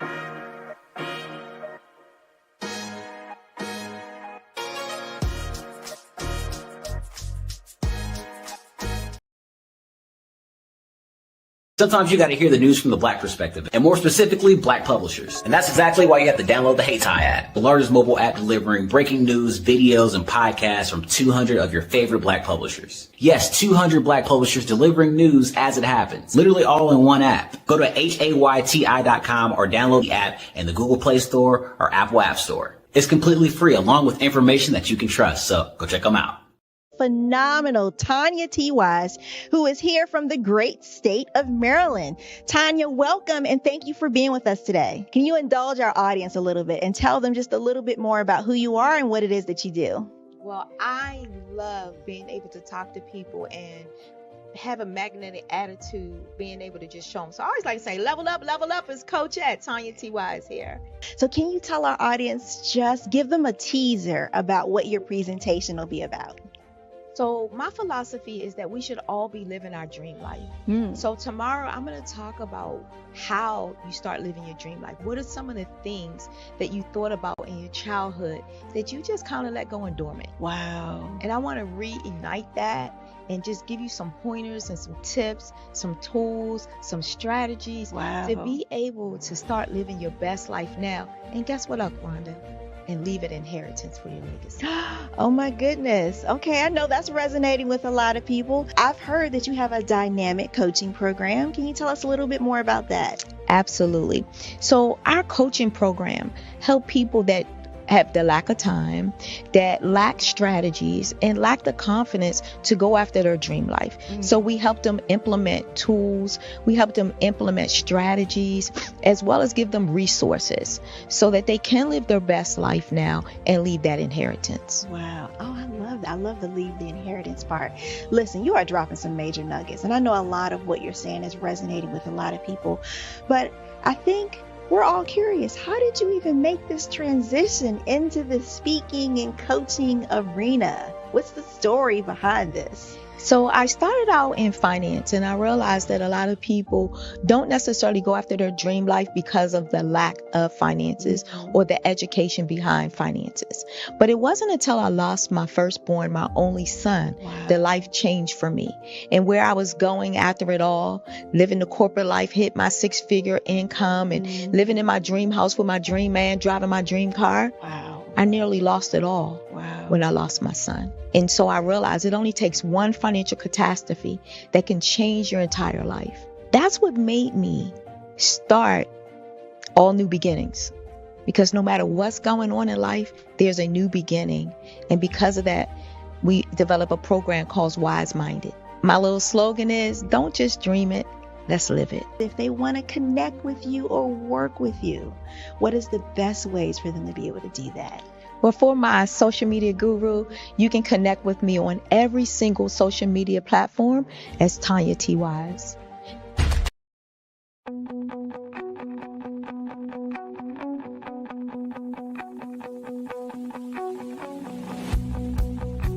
I am Black Business. From the moment I wake until the time I sleep. Yes, I am Black Business. I am Black Business. Tell me, are you Black Business? I am Black Business. Do you support Black businesses? Listen, I support Black business because I am Black Business. Black Business Expo, one of the largest business showcases in the history of Black business in the world. The world! Sign up today at www.blackbusinessexpousa.com or call 919-308-9090. I am Black Business.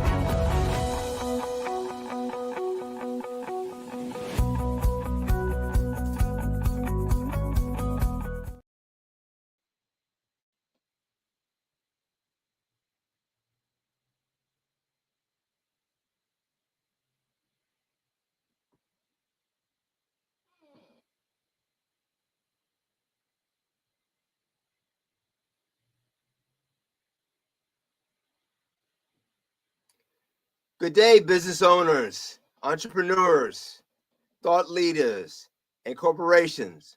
Welcome to the Black Business Network. My name is Dr. J. Ruhal. I'm your business moderator for this edition of the Black Business Network. The Black Business Network is a 24-hour business network showcasing Black businesses, business owners, entrepreneurs, and thought leaders worldwide. We have speakers from North Carolina, London, Singapore, Africa, and cities all over the United States. The Black Business Network is a global community sharing knowledge to empower, inspire, and educate businesses about business. Today, we're blessed and honored to have a great lady named Carol Bookman, a dedicated life insurance, health, and wellness advocate from Kitashi, Louisiana. I hope I said that right. As a proud mother and grandmother, she was inspired to help families secure their futures after witnessing the financial burdens of end-of-life planning. Now she's on a mission to provide peace of mind through financial security and healthier living. I present to you Caroline Bookman. .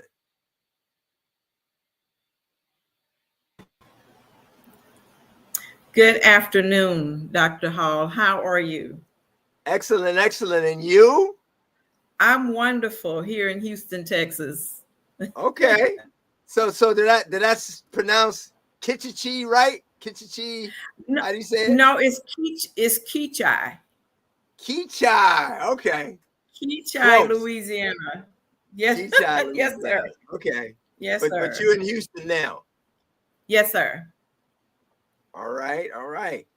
So we're gonna get started. We got a few questions here for our fireside chat. And okay. Well, first, tell us a little bit about yourself, a little bio. My name is Caroline Boogman. I'm originally from Keachai, Louisiana, and I am here in Houston now. So I am like you said, I'm a mother of two, a grandmother of 5 young men, and my recent grandbaby is a granddaughter, which is the first one. And I have a business for individuals with mental and physical disabilities since 2009. And so I'm licensed and in different states, and I'm just here to help the people to do better and learn about their health and wellness and life insurance for their family legacies. Awesome sauce. So what inspired you to start your business in health and wellness? What inspired me to start in health and wellness is because as a young, growing up in Keachai, which is the country, we had gardens, we had everything, our grandparents, planted. But coming to the city and growing up and looking and seeing all the, young kids and older adults just overweight. Not too much as overweight, but what I was telling someone the other day is the diseases that used to be for the geriatrics are now being the diseases for young people as early as birth. So my passion for children and everyone is to live a quality of life, and whether that be whether you can get out and walk or can't get out and walk, or if you can do something to better yourself, then let's do that. So that's why I got into the health and wellness. And how did your personal experiences influence your decision to focus on that? I mean, you mentioned a little bit, but some of your personal experiences. Some of my personal experiences, myself being a overweight young person, and it followed me over to my adult life. So me getting to into my health and wellness, my parents, both of them were diagnosed with cancer at some time, and so I got into health and wellness. So I've been in all sectors pretty much, hospital, the heart department. I've been in hospice. I've been in home health, and now I do the business for the individuals with the mental and physical disabilities. So it's about the all-around person that I'm looking to help and assist to live a better life. Excellent. And as you know, we all want to live a better life. Yes, sir. So what would you say was a turning point that made you take the leap into entrepreneurship? For me to take the leap into entrepreneurship is I was working for someone, and I was working for someone, and one day that person came to me and she said, well, you can give me 100%, 110%, or you can go do your own thing. And I said, okay. So, let that simmer for a little while, actually a weekend. And by the end of that weekend, I gave her my resignation. And I told her, you know, I can do the 110% for myself. No. So I, you know, the dividing factor for me is that if I can do it at 110% for someone else, then sure enough, I can do it for myself. So it's all about who you are first and what you want to become and who you want to become. And it's not so much as, you know, I just want to own a business, because owning a business and being an entrepreneur, you have to know that you're the first person there. You're the last person to leave. And until you get people that you can trust to help you, you know, to do the same thing, loyal people. But it's just not something that, you know, you just wake up and say, well, oh, I want to go in business today. Some people do, some people don't. But you have to have a passion for it. If you don't have a passion for it, money is not always going to be your paycheck. You have to have a passion and be compassionate about it. Because at the end of the day, the business that I have and the health and wellness, it's about people. And when you have people's, you're accountable to people, you want to make sure that, you know, you are accountable to them for a service, and letting them know that it's not just about the service, it's about them. Because people don't know, they won't know a whole lot about you. They won't remember a whole lot about you, but if they know how much you care, they'll remember you and refer you to other people. So it's all about caring and showing people that you care. Excellent. Yes. And as we know, one of the best forms of marketing is referrals. Yes, sir. Okay. So how do you define success in your business? Defining success in my business is knowing that I went that extra mile for someone, not just because of who they were or their age or, you know, let's see, what class or some, you know, but I get all my rewards from knowing that I have done my very best for people. And knowing that, you know, I've gone that extra mile, I provided them with a service that they needed, and just making sure the all-around person is taken care of. Excellent, excellent. Okay, so what lessons have you learned from starting and growing your own business? The lessons that I've learned in starting and growing my own business is that you have to know your why you want to start a business. And when you know your why, then you'll work hard at it. And your why doesn't always come with a paycheck, as I said, but your why will come as favor. Because when you're supplying the needs of those that can or cannot help themselves, then that's a service of favor. And you know, when people, especially in the insurance business, people don't know what they don't know.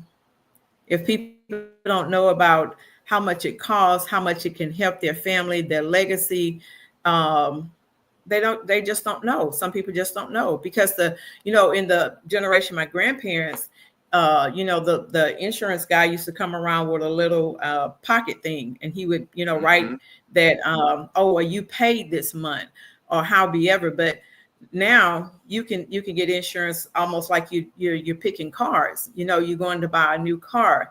And then other thing is that people will sometimes not think about, what about my health?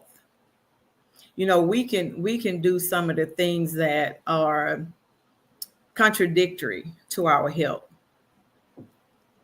We can do that. If the doctor say, don't eat candy, well, we'll go out and buy a whole bag of candy.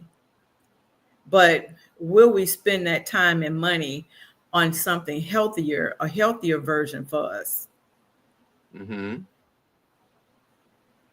Okay. So, what would you say are your challenges? What challenges have you faced as an entrepreneur, and how did you overcome them? The challenges, educating people that doesn't have an understanding of what,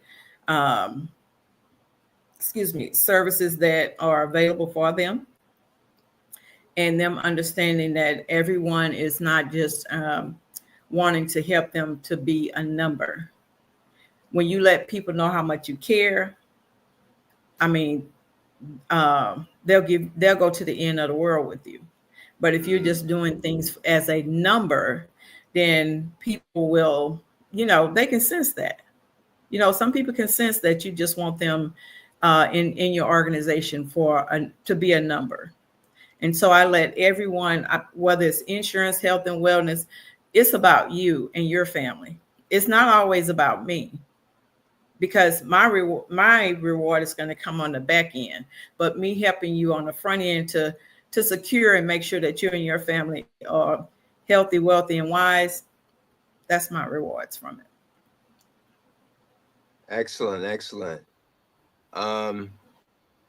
So business-wise, how do you handle financial stability while running your own business? Because we know that can be challenging. It's very challenging.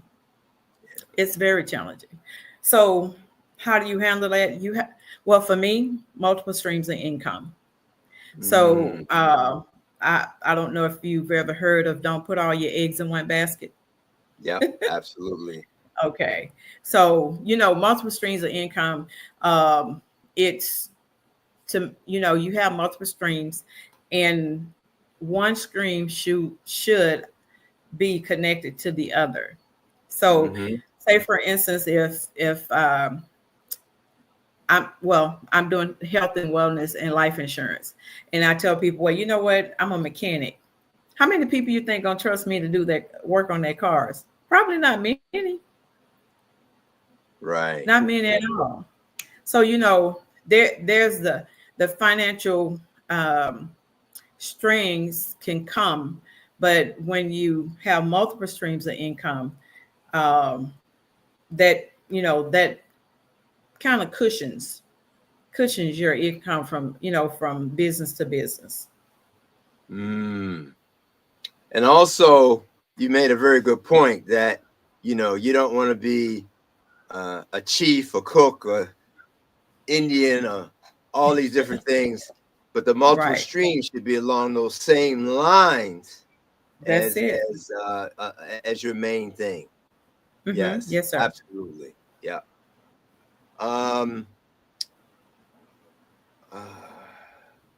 What strategies have you used to build credibility and trust with your clients? The strategies that I've used is with the community, because your community can make you or break you. You can do, go that extra mile. You can make sure what your services that you're providing to your community is one that that they're going to be pleased with. And what can break you is half doing it.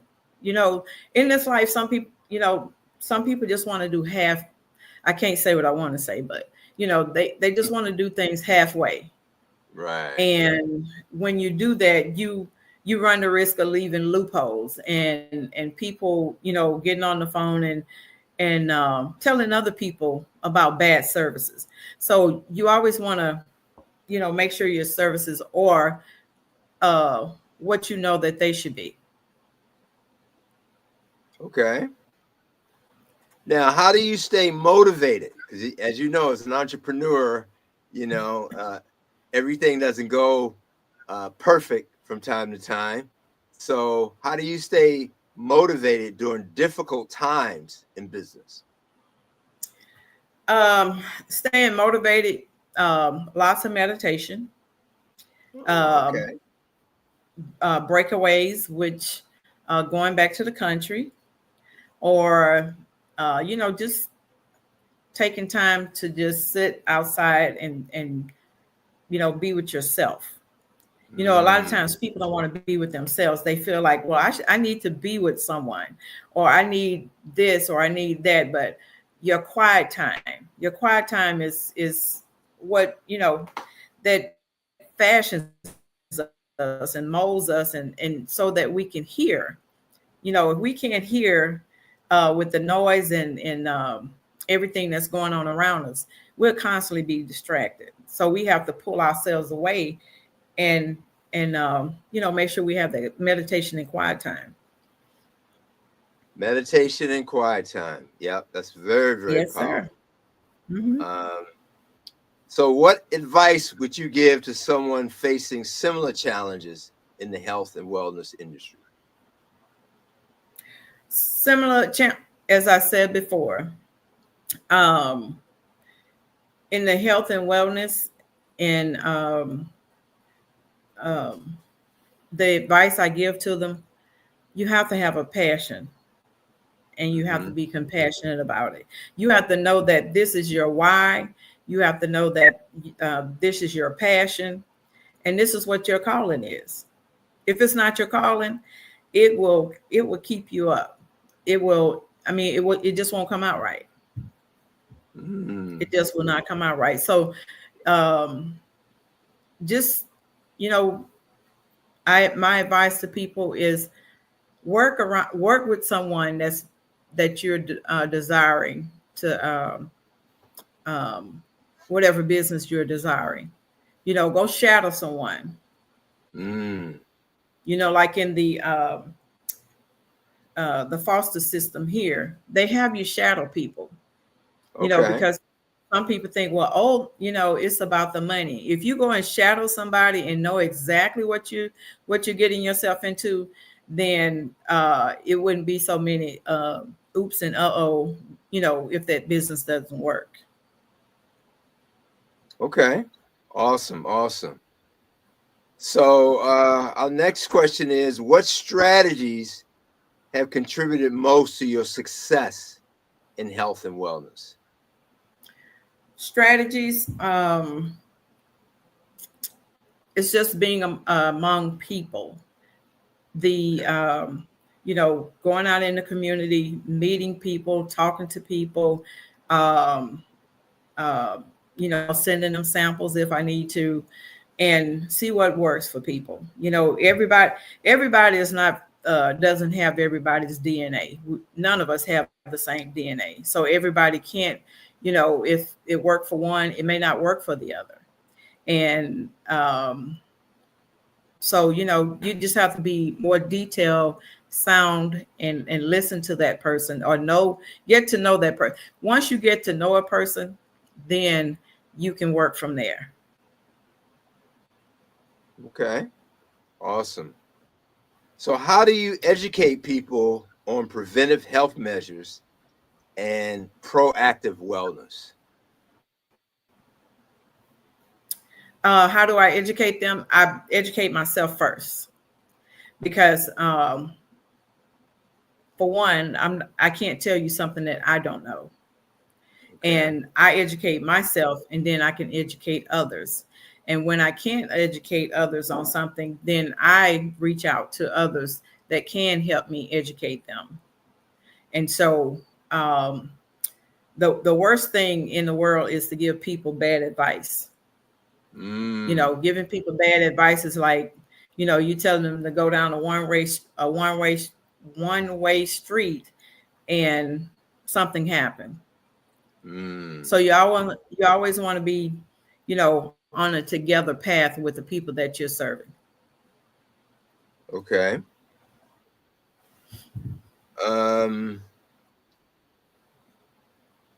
So how do you educate people on preventive health measures and proactive wellness? I think I just asked you that, didn't I? Mm-hmm. Yes. I'm starting to. You educate. No, you're fine. You know, you're fine. You know, with the products that I have with health and wellness, they all come with the certification from the company, so that I won't be saying, well, you know, if you take this, this will happen. If you do this, that will happen. like I said, you don't ever want to lead anybody down a bad road when it's in health and wellness. Anything that you do, you have to be credible for it.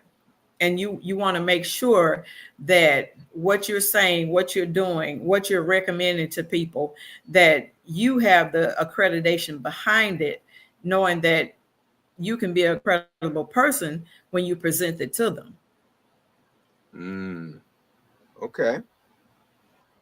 So the next question is, can you share how innovation plays a role in your business? Innovation in my business plays a great role in my business because of people. And people. So if I didn't have people, people to inspire, innovate me, then I wouldn't need to have a business. Okay. Awesome. So how do you tailor your wellness plans to meet the specific needs of individuals? Because of the, how do I tell? Tailor.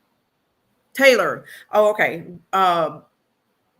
By one, listening to their needs, listening to the person, being educated with the company.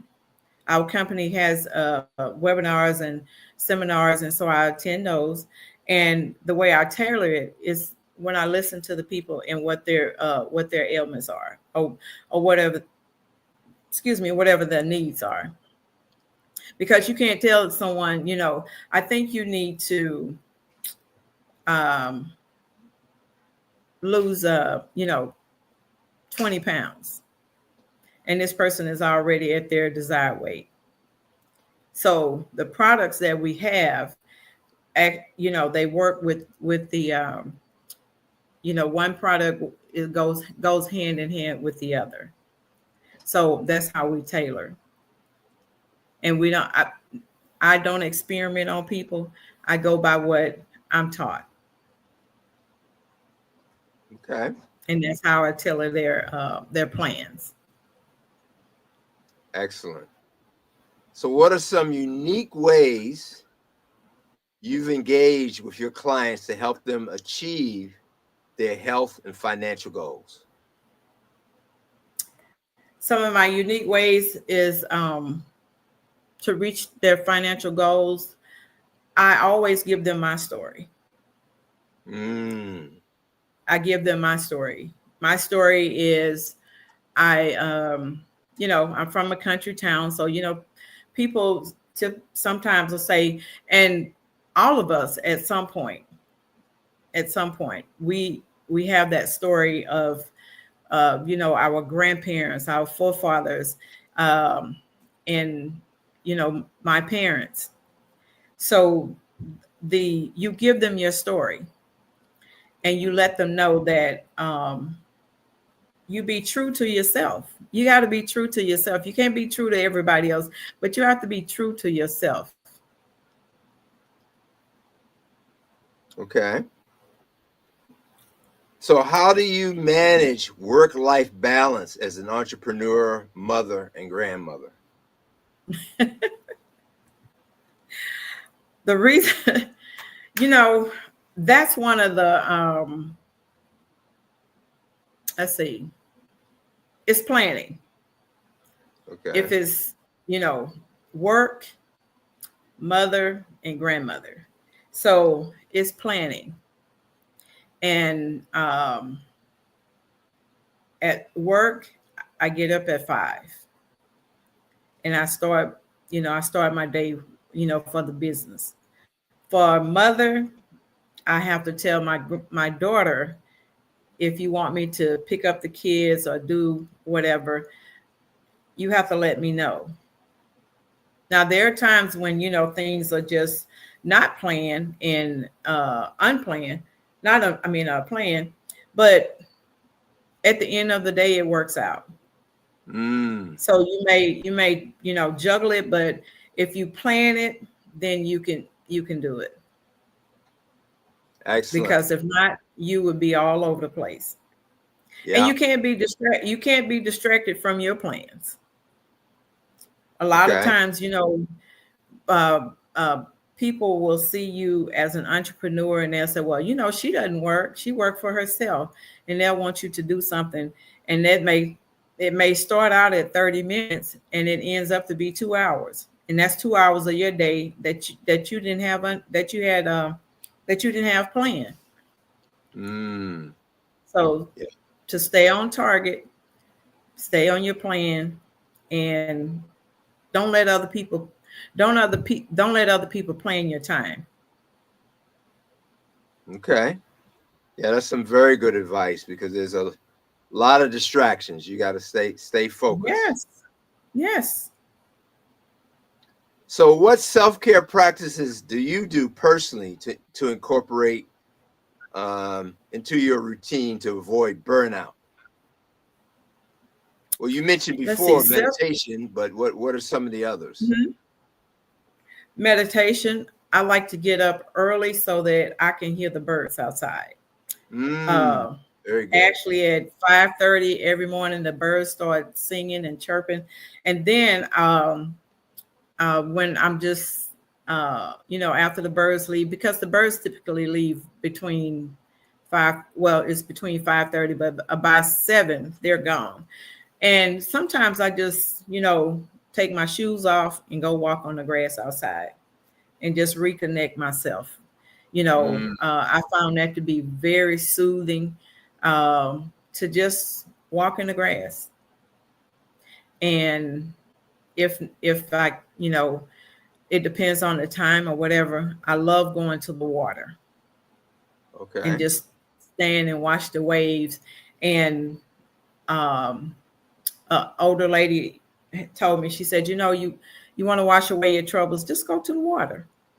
And I'll just, go to a body of water and just stand there and look, because it's so soothing. And, you can get those meditation CDs, or you can go to YouTube and they have any sound you want, bird and water. They have water.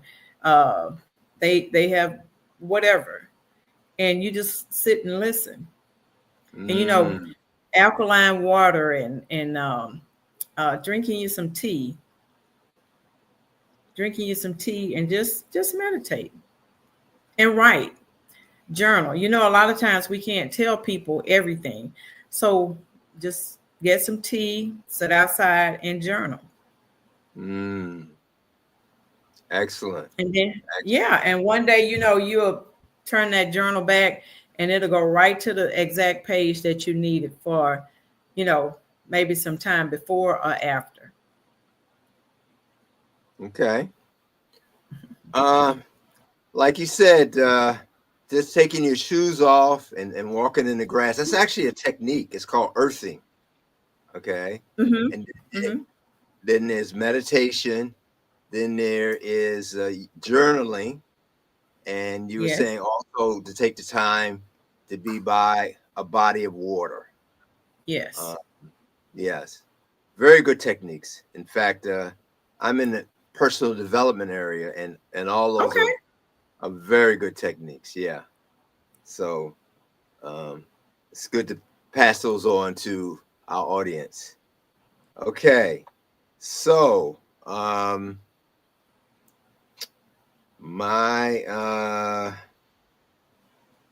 there it is. My questions disappeared for a minute there. How do you prioritize tasks and responsibilities in both business and personal life? So I prioritize my tasks. I write them down. I keep a journal close, and I work my business and personal tasks together so that I can make sure I have at least 99% of it done every day.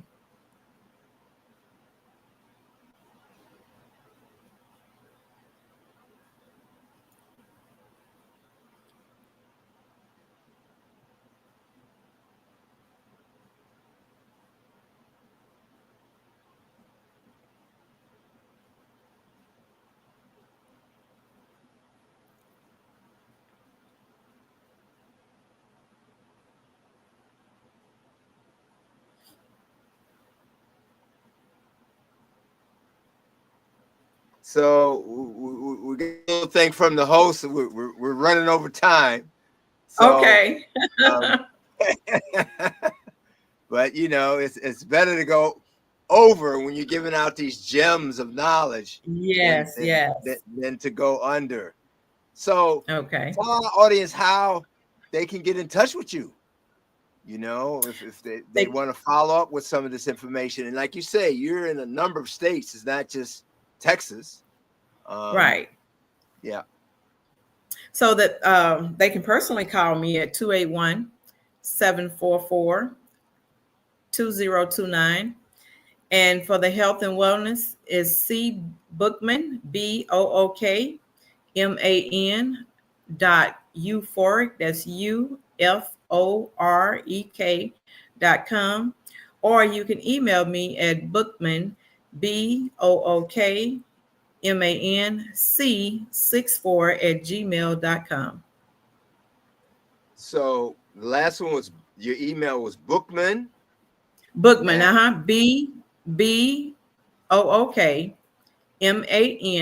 64 C @gmail.com. Okay. 64C @gmail.com. All right. And final sentence or two on some advice to people. My advice to everyone is know your why, be compassionate about it, make sure that you're doing a service, and just take care of yourself. Take care of yourself, take care of your families, and with the health and wellness and life insurance, we take care of others. Excellent, excellent. Well, thank you so much for coming and blessing us today. And as the saying goes, with the Black Business Network, genius is common, and I'll see you on the other side. Thank you so much. All right, thank you. Thank you. Did you know that approximately 333.34 million businesses exist today, according to a report from 2021? And you may be one of those businesses, or maybe you're not in the business market yet, but you're aspiring to be a business owner. Well, guess what? You're in the right place at the right time. Because let's face it, everything is about timing and opportunity. Hi, my name is Dr. Lotus Richey, and I'm the CEO and founder of the Lotus Richey Coaching and Consulting LLC, along with the Lotus Richey Ignite Show. 15 minutes of success with Dr. Lotus Richey, as well as books to boom your business and bring who you are. And today, I want to bring this amazing message to you about the Black Business Network and the Black Business Olympics. See, the Black Business Network and the Black Business Olympics is designed to help people just like you, that's right, that look like me, to take their business to the next level. Not just in your front yard or your backyard, but globally. The Black Business Network and Black Business Olympics is designed not to just help you survive, but to help you thrive.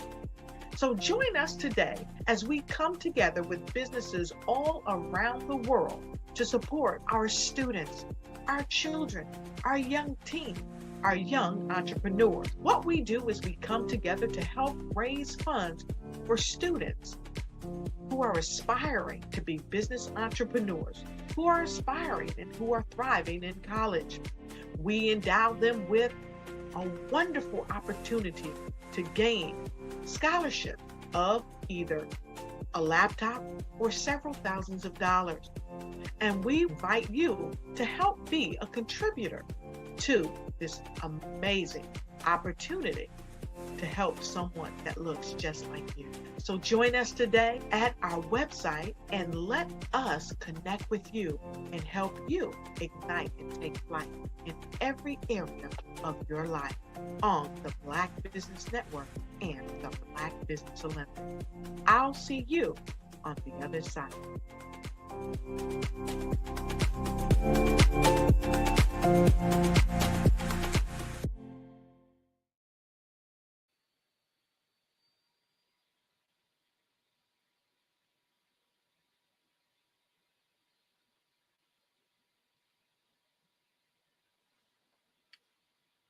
So I guess we're done. Are we done?